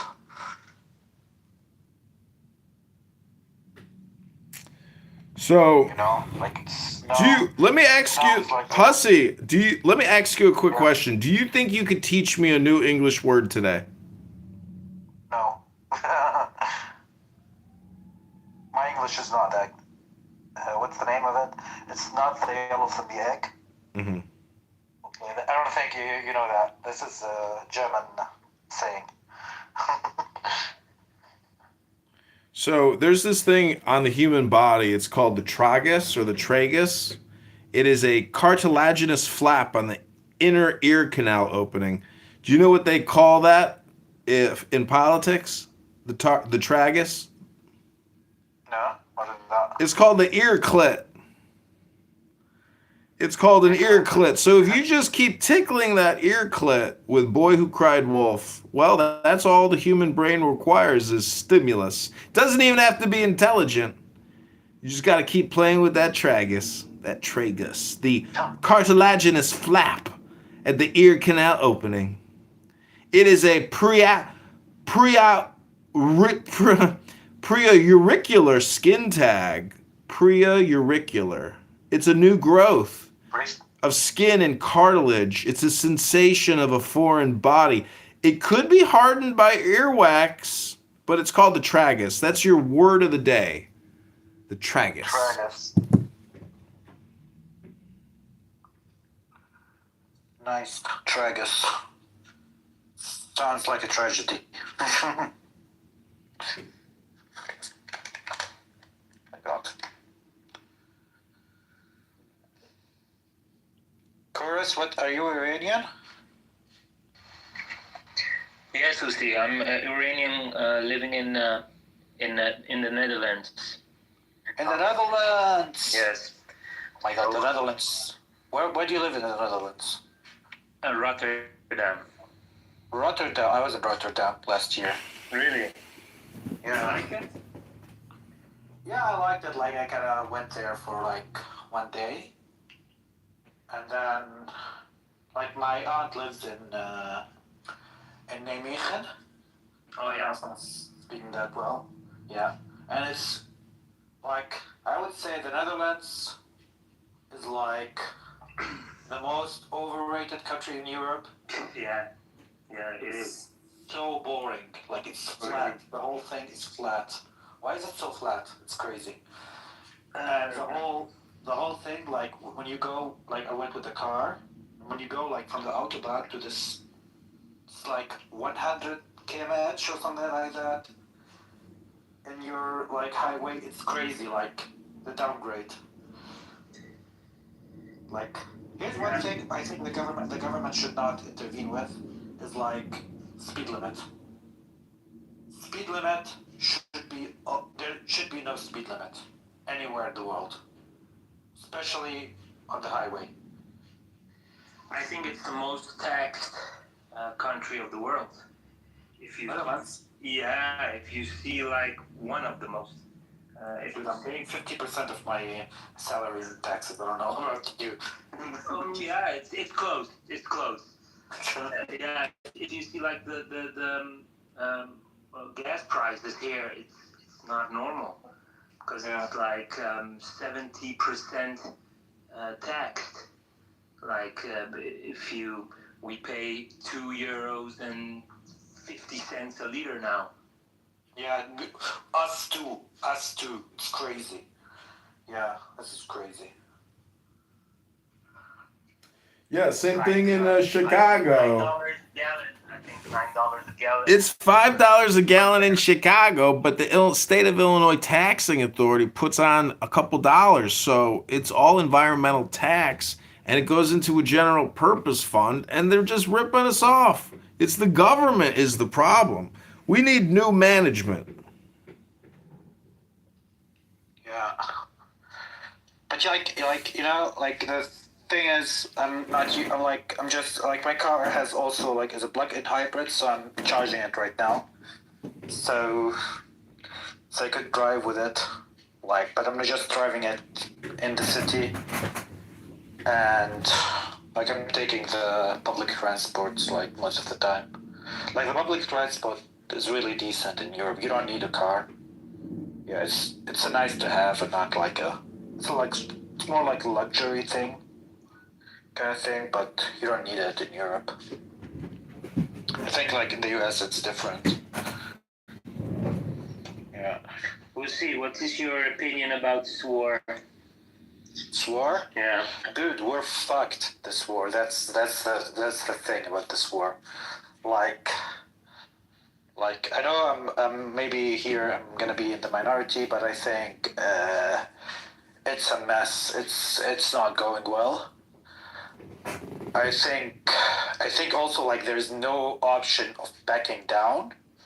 Like some people saying like just like get out, and I don't think there's a get out right now. I think like it's gonna take like 2 to 3 years. Like ultimately I think the US will get out because they're gonna get bored. And I don't know, I think like Iran at that time. Before that, the regime would change. Before they get bored. I don't think the regime will change, to be honest. I'm sorry, Peter. Like I hope so. I hope aligning on that. Yeah, I hope so. But like I don't think the regime will change, to be honest. I think what will happen is like it will go like 2 to 3 years, and I don't know, until then alternative routes will be found for oil, or the world will just get used to having less oil. Like you could see like the cars are now like don't need that much like gasoline like 10 years ago. This Kurdish guy is from Hindustan, living India, living in Netherlands. Why does he use lion and sword? He is like you. You are not from Iran. You are from Pakistan or India. Why do you comment on Iran? I don't know, my dude. You can ask him. But so, Peter. Peter, you're talking shit, man. Peter, chill. Okay. Speak Russian. If you are carrying this flag, you should be able to speak Russian. فارسی حرف بزن. بچه خالی من. فارسی حرف بزن اگه بلدی. Can you speak Russian? What the fuck, dude? I'm not. You are imposter. Peter. No, Iran has no internet. Shut the fuck off. You are nobody to comment on behalf of Iranians if you cannot speak Russian. If you can speak Russian, فارسی حرف بزن. Peter, he lives in the Netherlands. You too. You are not also Iranian. You like him. You are also another bastard. None of your business, Iran. Iran is none of your business. Regime change is none of your business. I'm not Iranian. Okay, so fuck off. Yeah. Dude. پیتر مادر جنده من فارسی صحبت میکنم چی میگی تو؟ Okay. He's from India living in Netherlands. That's it. But he just talked Farsi to you. It is word. One word. Yeah, I don't know. Let's discuss it in Persian. On going, okay? فارسی حرف بزن. فارسی حرف بزن دیگه. Peter, bastards, you're bastards. I was talking to you. What is your opinion? How can we end this war? End of discussion. Bye. Peter, bye. I think it's gonna take time. Like I might be in the minority here, so I think it's gonna take like 2 to 3 years. To be honest, I think also that China and Russia will make sure it takes that long. I think also like the US can't back down right now. Like there's no possibility to back down because like your allies are being hit the whole time. The ship lane is not open, and I think like the result will be like in 3 years' time there will be like frozen conflict or something like that, where there's like some kind of solution, or like Iran loses its leverage, with time, like because like the world will get used maybe to less oil, like things are getting more efficient as we advance in years, so cars will need less gasoline, People can work from home. Things are developing, at the same time. So I think like in 2 to 3 years, the US will get bored. Iran would be at the time like toothless, so they won't be able to attack that much. And maybe some kind of like solution for the nuclear problem will be like, okay, you can't enrich uranium anymore, and they'll say, okay. But it's gonna take time because, like, as I see it right now, the Iranians like perceive this war as like fighting for their own survival. They also think like if they now end the war, it will be like they'll be hit again. So they don't trust the US or Israel for all that matters. But like, I think the US is like the most important the most important that you get the US on board. If you get the US, you will get Israel somehow on board as well. And the Arab countries might join. I don't think they'll join, to be honest. I think they're too weak to join. Also, I think their armies are for themselves. Yeah, I think 2 to 3 years, maybe. Or maybe like the US will get bored of it and like they'll say just whatever, we'll give you what you want. Open up the strait. Yeah. But like the like Iranians, like the things that we're asking right now is just impossible to do. Like no president of the US will accept that. Like it's not about Trump.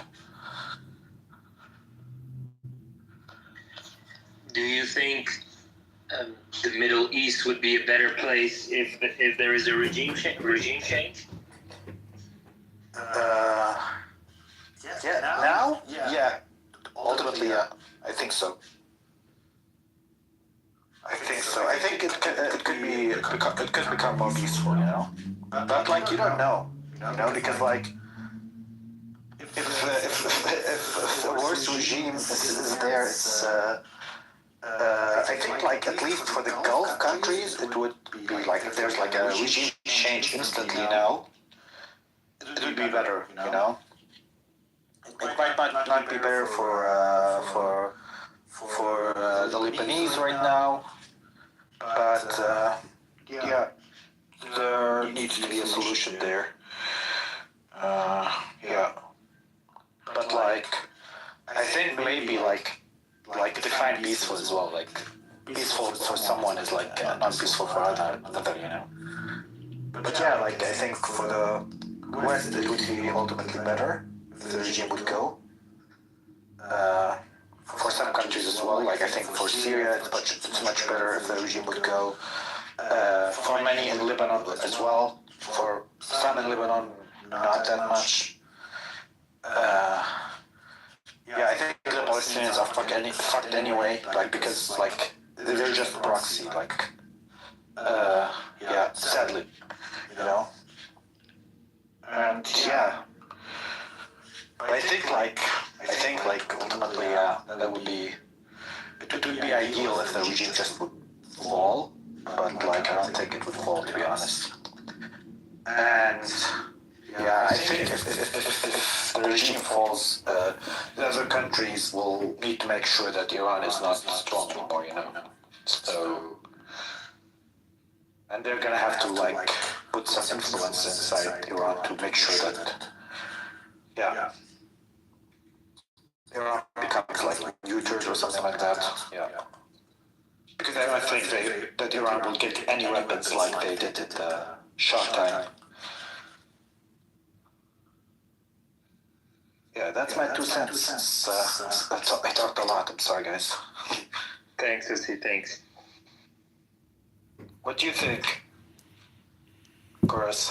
Yeah, I think it's necessary that there comes a regime change, and it's hard to say because I think the 80% has to come from America and Israel, and the last 20%, the people of Iran will have to do it. And yeah, because without any weapons, they cannot maintain it, and it's hard for them right now.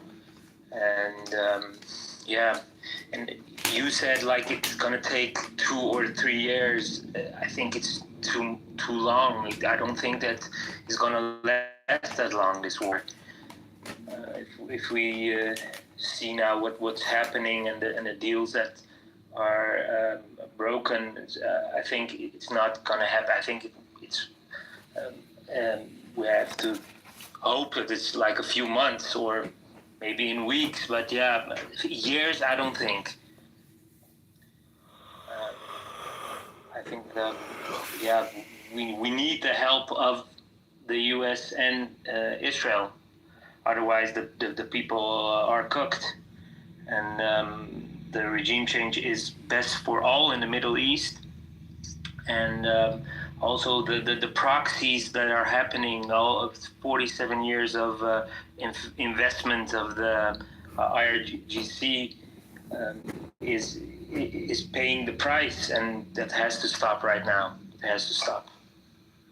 And yeah, I'm optimistic. I'm optimistic, and I hope that the rest of the world also sees that it's yeah, evil regime that has to change. And for us, all Iranians, diasporas that are everywhere in the world, yeah, we want to go back. We want our country back. Yeah, there was one question. Sam asked, like, you mean for Hezbollah in Lebanon? Gotta get or to the Lebanese the people gym. that are victims Gotta get of to the Hezbollah? gym. I think it's Gotta hard to go say that work way this into belly it up real hard in the I gym. just said, like, my opinion is Gotta go to the gym. I think that gotta go to the gym and work this belly. too small a country to Gotta divide go to into separate countries, so that's why. Gotta go to the gym and work this belly. Sit up at the sit up at the sit up at the sit up at the sit up. Use the slot machine and the horse are rotator. Go to the gym, John. Go to the gym, John. Go to the gym, John. Israel and the US have it their way, you know.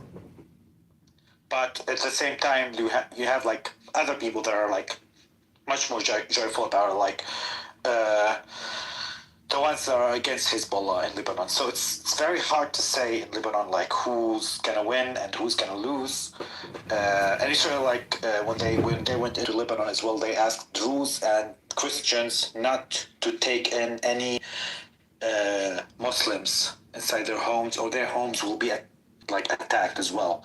So like the Shiite community, Muslim community in Lebanon are like fucked, you know. And that's why like a group like Amal, which is like not Hezbollah, joined the fight as well against Israel. So yeah, I think the Shiite community in Lebanon are going to be fucked after if I think even if Iran like holds on, I think they're fucked anyway, because like I think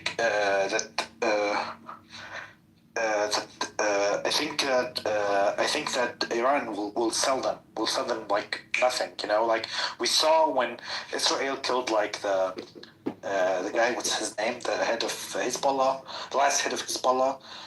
You know, Iran didn't even budge, you know.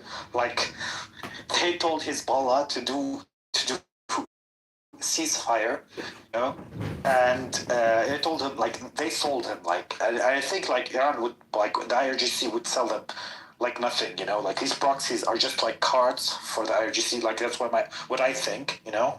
And they would use them, and as long as they're useful, and they're not useful. I think you mean Hassan Nasrallah. Yeah, Hassan Nasrallah, yeah.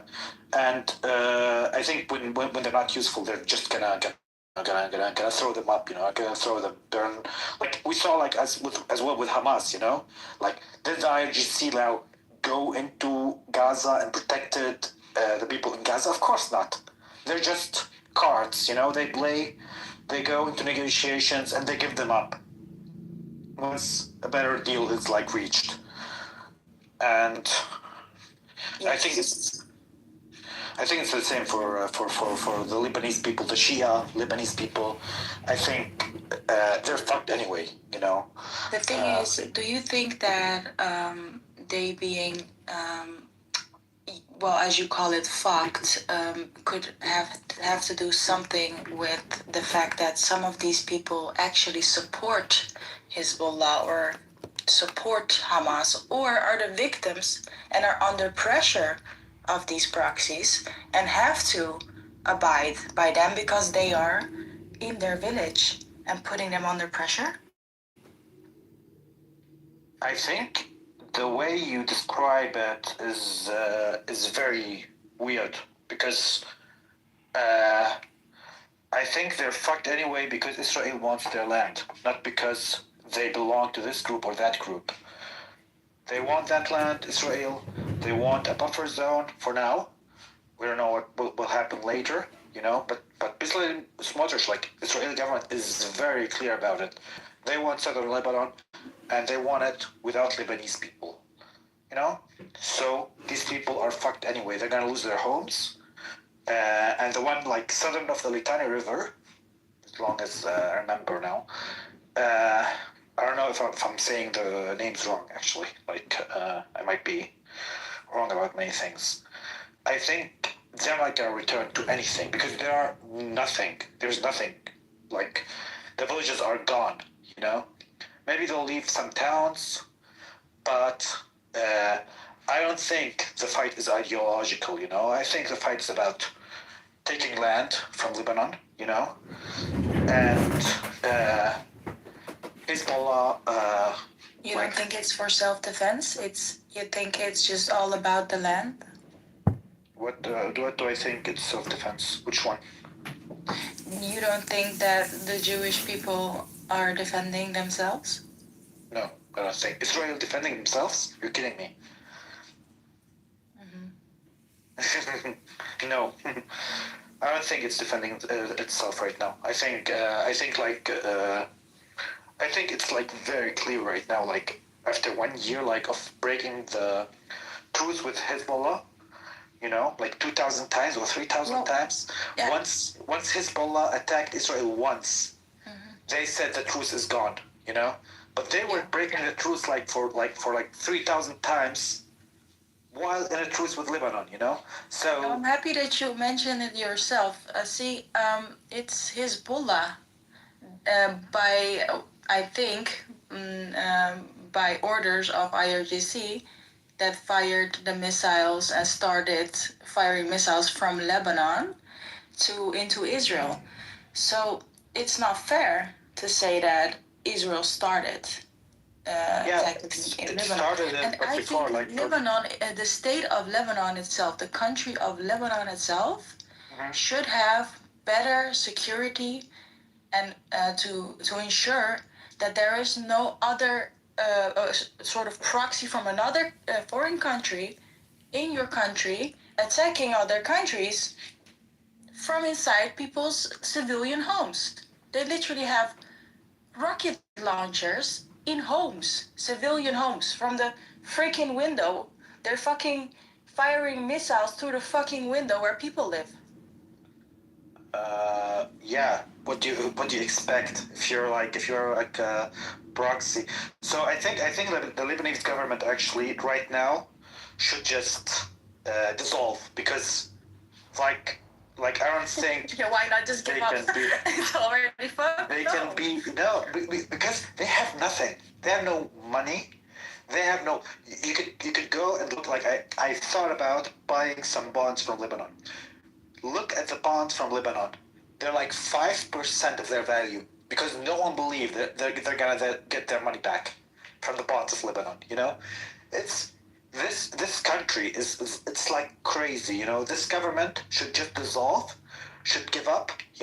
because they're unable to do anything. No, Israel already occupied their southern part, and they're unable to remove Israel from their southern part. I don't know which country accepts that. Yes, and they were also unable to keep out a foreign militia into their country. And That's why they should dissolve themselves. They should just shut up. It doesn't matter what they say.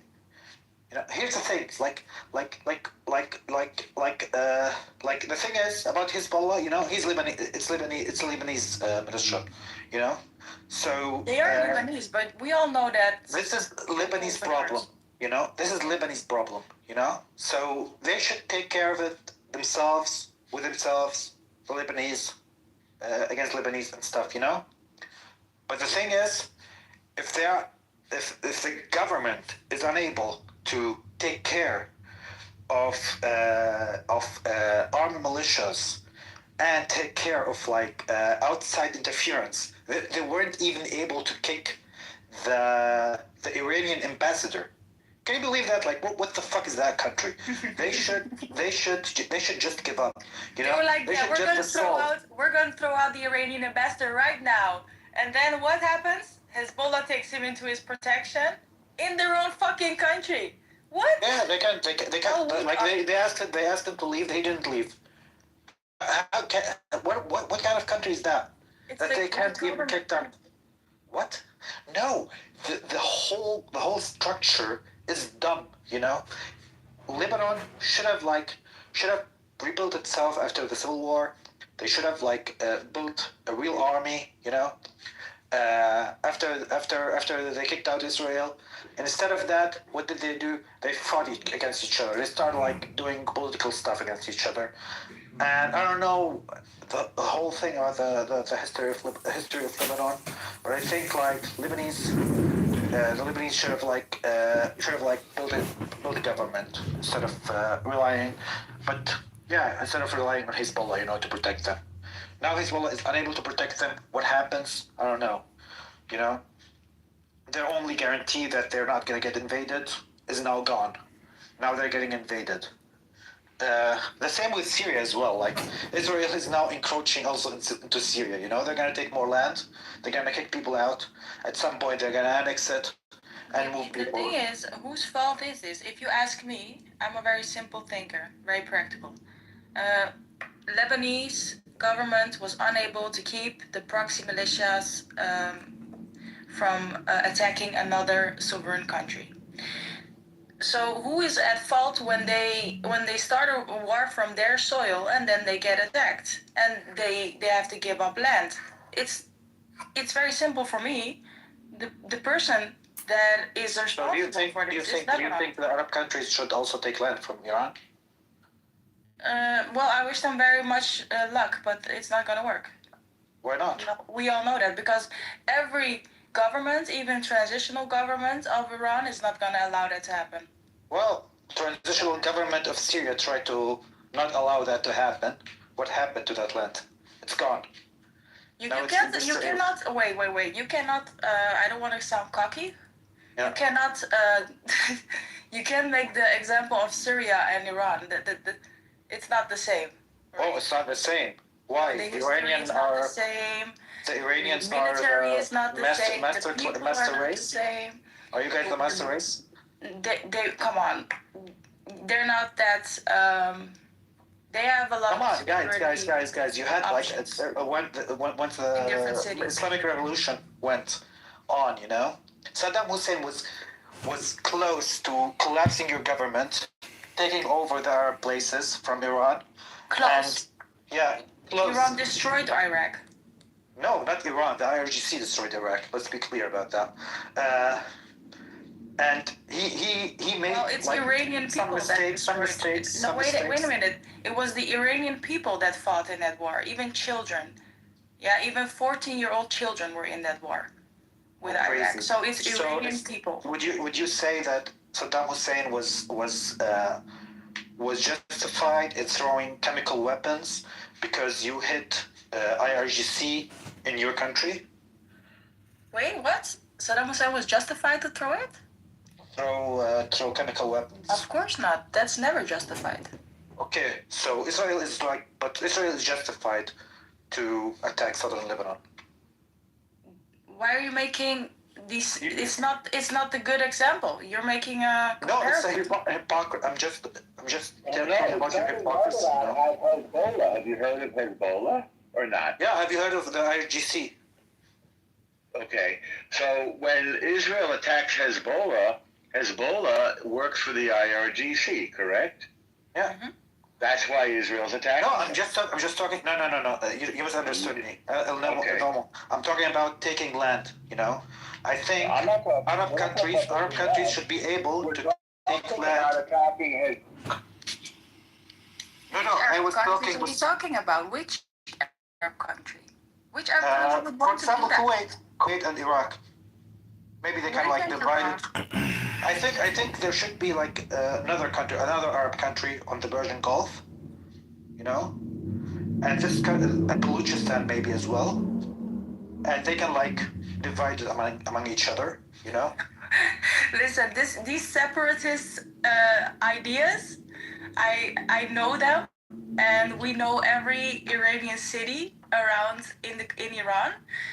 There is not even one city in Iran, like Baluchistan or Kurdistan, that even has the slightest idea that they could actually be successful in taking land from the whole country of Iran. It's not going to happen. We know people are not going to allow that to happen.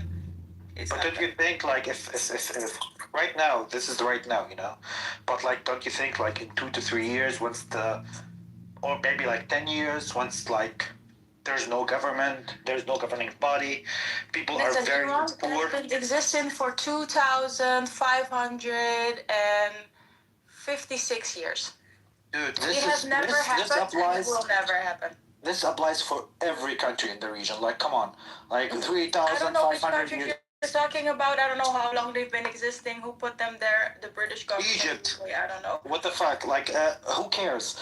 You know, like every country could be divided, could be separated, could be severed.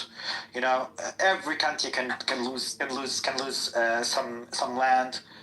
Like, don't talk to me about like Yemen was like also like I talked to a friend of mine who's Yemeni. You know, he was like, we've been there for 6,000 years. We're not gonna get separated. Yeah, we were separated. They got separated into South and North Yemen. You know, like every country gets separated. You're literally comparing Yemen again now with Iran. You don't need to compare countries like that. You know.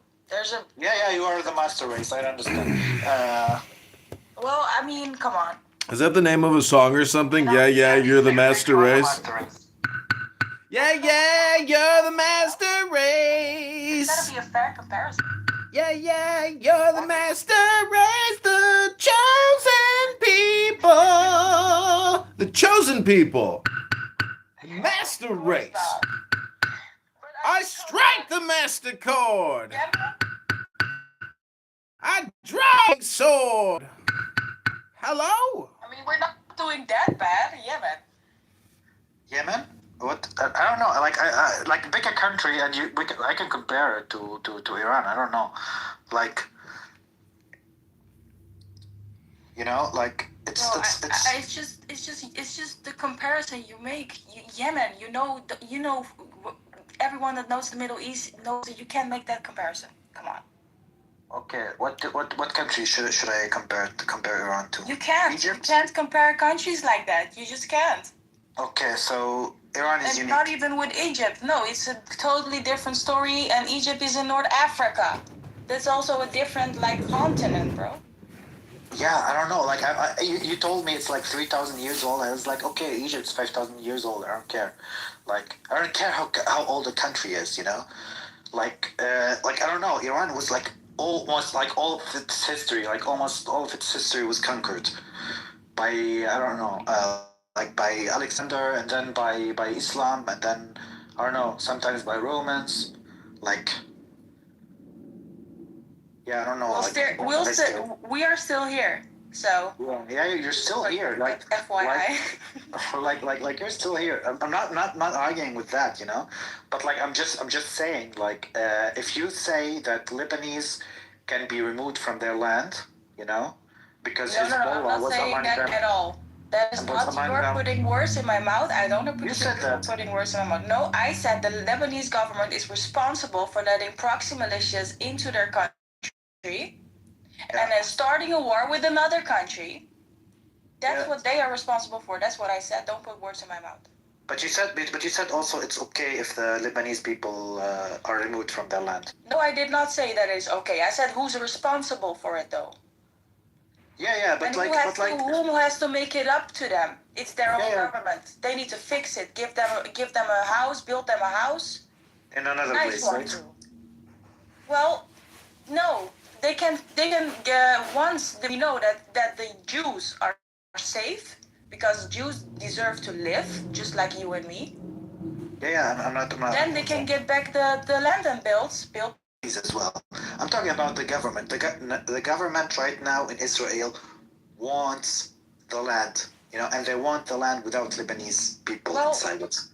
If the Lebanese government is not able to secure the area, well, what do you expect people to do?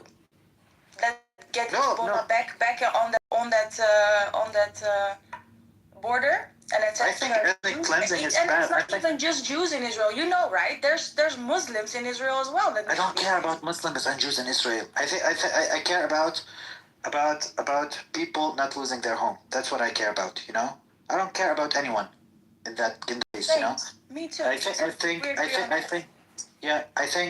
people should not lose their homes. You know, but I think it's like such a hypocrisy that you would actually tell the Lebanese government to accept the loss of the Lebanese people, let's be clear, to accept the loss of their own country, but you are not ready to give up your own land. No, because they have to fight. They have to fight against the invaders of their country that started this war.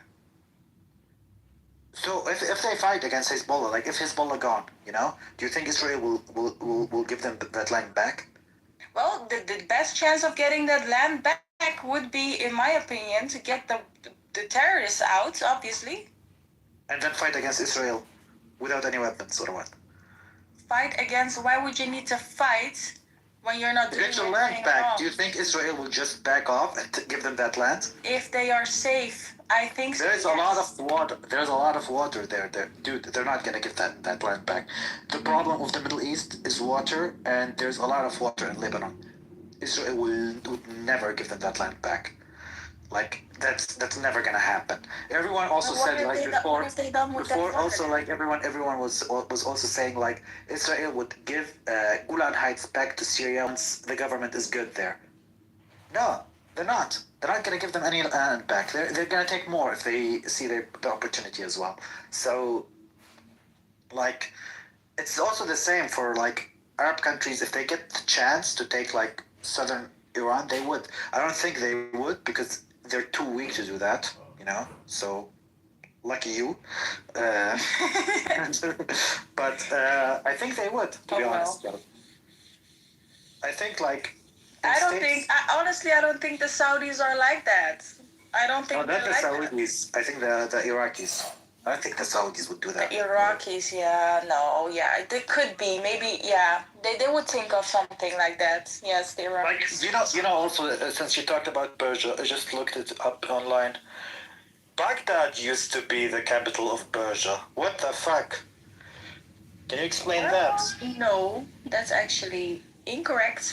Baghdad was Babylon, if you look into history. Yeah, it's the same. Who cares? Like. No, it's not the same. Yeah, it's the same city, right? Babylon? Like the same place.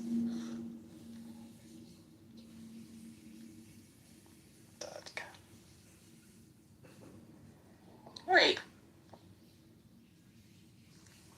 No. It was Persepolis. Persepolis, where's that? Persepolis. Is it?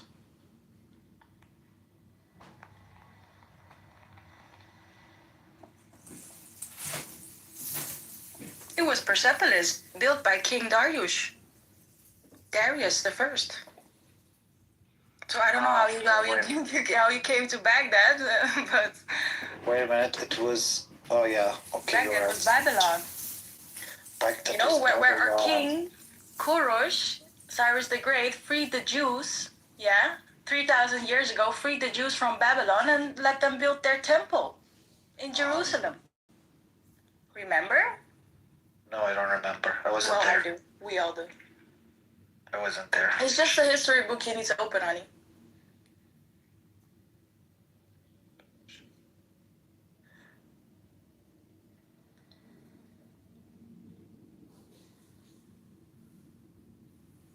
Stephon?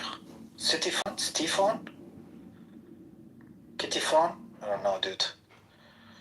It was for over 800 years. Was the primary capital, Persian capital, located in modern-day Iraq? Nope. Serving as the winter capital for both Parthian, and Sasanian. I'm probably slaughtering these names. For over 800. Empire? Yeah, Parthian and Sasanian. Sasanian Empire. Yeah, but the thing is with those empires is that they were all part of Persia, but the king back then, he allowed everyone to keep their own culture and their own language and their own religion. So it was all part of Persia, but everyone had their own culture going on, their own religion going on and stuff. Wait a minute. Aren't And that's a difference between colonization and an empire. Persian. Oh yeah, you're right actually, though. Thank you. I know. I'm a storyteller. Looks good actually. But has Israel ever officially stated that it wants to expel Palestinians and take over all the land? I don't know. Do you call the ministers that are in the government official or not? Let's just fact check what you just said. That's their plan, and they have. You said they stated that. Yeah. So let's check. What did they say exactly then? I think better or Smotrich said it.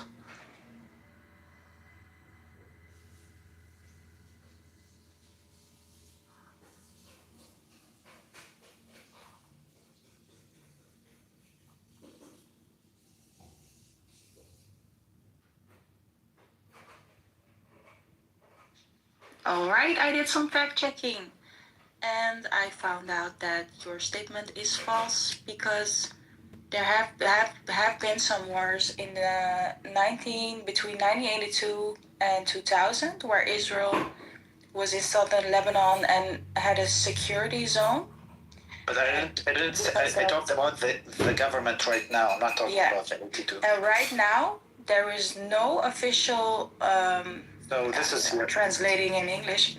There's no official anything being said from Israel that they want to stay there. It's a buffer zone. It's a temporary military buffer zone to protect themselves, as I thought.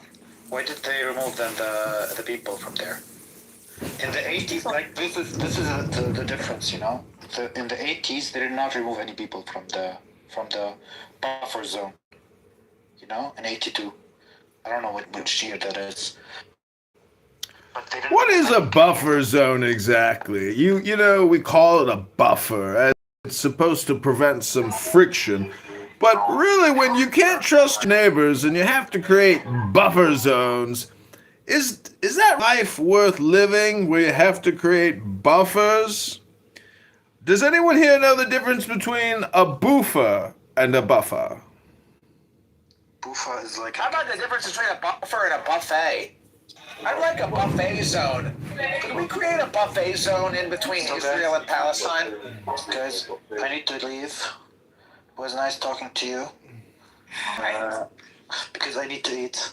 It's 10 p.m. in my place. Speaking of buffet. Thanks for the conversation. Yeah, thank you too, guys. Let's keep the conversation going. Yeah. Sorry. And I like the conversation anyway. I learned a lot as well. Thanks, Lucy. Thank you, guys. Bye. A couple weeks ago, I went to Key West, which, as you may or may not know, Key West is actually a buffet zone. It's not a buffer zone, but it is a buffet zone. Does the buffet zone start with a J word? It does, actually. Welcome to the room, everybody. If you haven't yet experienced this room, the happening, just raise your hand and share your opinion. You get 30 to 60 seconds to say whatever you're thinking about. Is that like a fresh minute? Do I get the fresh minute every minute? If you are a flower, you are by default fresh. Well, I'd like to share really briefly that I spent the day teaching a bunch of old ladies how to weave baskets from twigs that I gathered off of the ground. I gathered the twigs and then I taught the ladies how to weave them into baskets. And I think that I feel good about how I spent my day.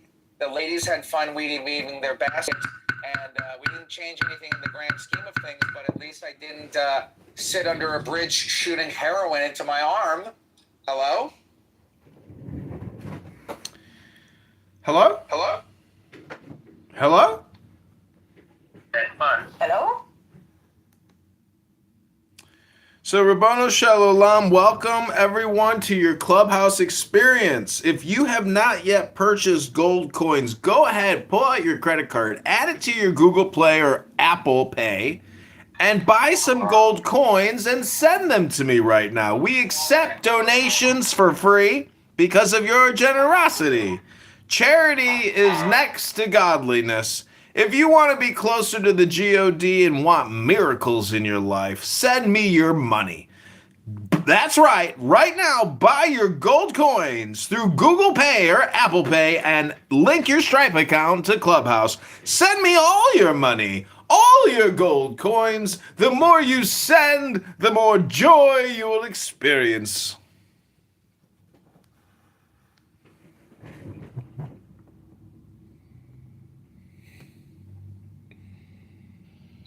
And what if we don't got money? Well, you can borrow, you can tax other people somehow. I wouldn't dare say you break any laws and steal any money, but however you happen to acquire it, send it to me and I will keep it in my gold coin clubhouse vault, which is eternal and fully secured against all possible eventualities. Wait, so would you say that the more we spend and the more we send, the closer to the truth we're going to get, essentially? That's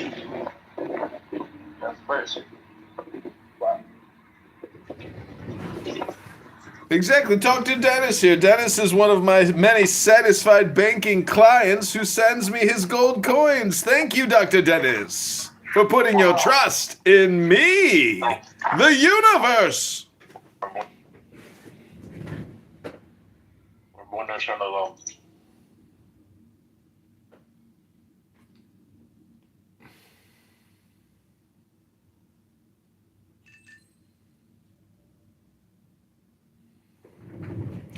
There's nothing more than I like than to hear that gold coin clinking here on Clubhouse. Makes me into Scrooge McDuck. Send me your gold coins! I want more gold coins!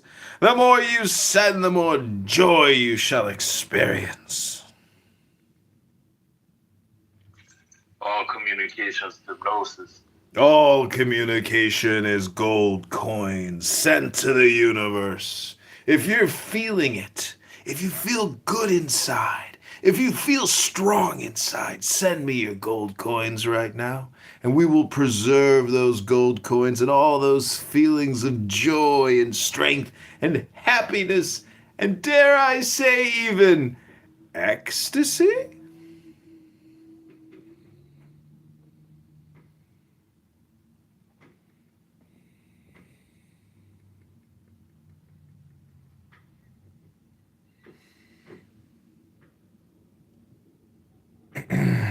Some people think that the universe is magnetizing you to send the universe your gold coins. You'd be correct. The universe is a gold coin magnetizer. If you want to feel good inside, if you want to feel like you've never felt inside before, something joyful, something playful, something creative, just go ahead and buy $5 worth of gold coins right now and send the universe your gold coins, aka money. Because after all, what is money? It's just gold coins you're sending me. Everybody's gone, except for me. We can invite more people to the stage. Shumaila. We can invite Project B to the stage. La Lee. So this has been a long-running room. You weren't here earlier, but this was originally titled J.D. Vance Failed to Achieve Peace, What's Next for the War in Iran? And it was a big room. And BB was in here screaming. Everybody was in here. Daniel was in here screaming. And I was like, hit him again, Daniel. Hit him again.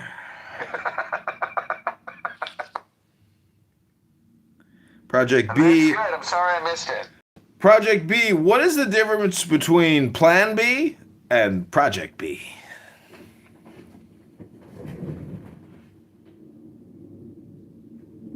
Wait, what's the difference between Plan B and Project B? Wait, I think I heard it. Is there any similarity between Project B and Project Pat?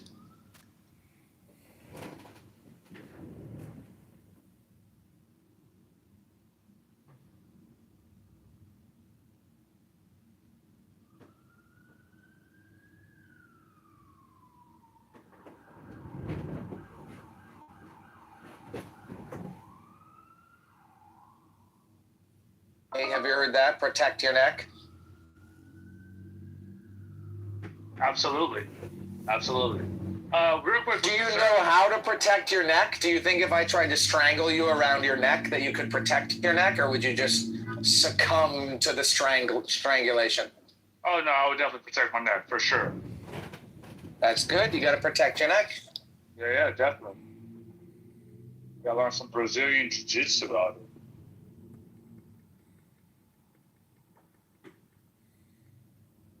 That, the question in the chat, or the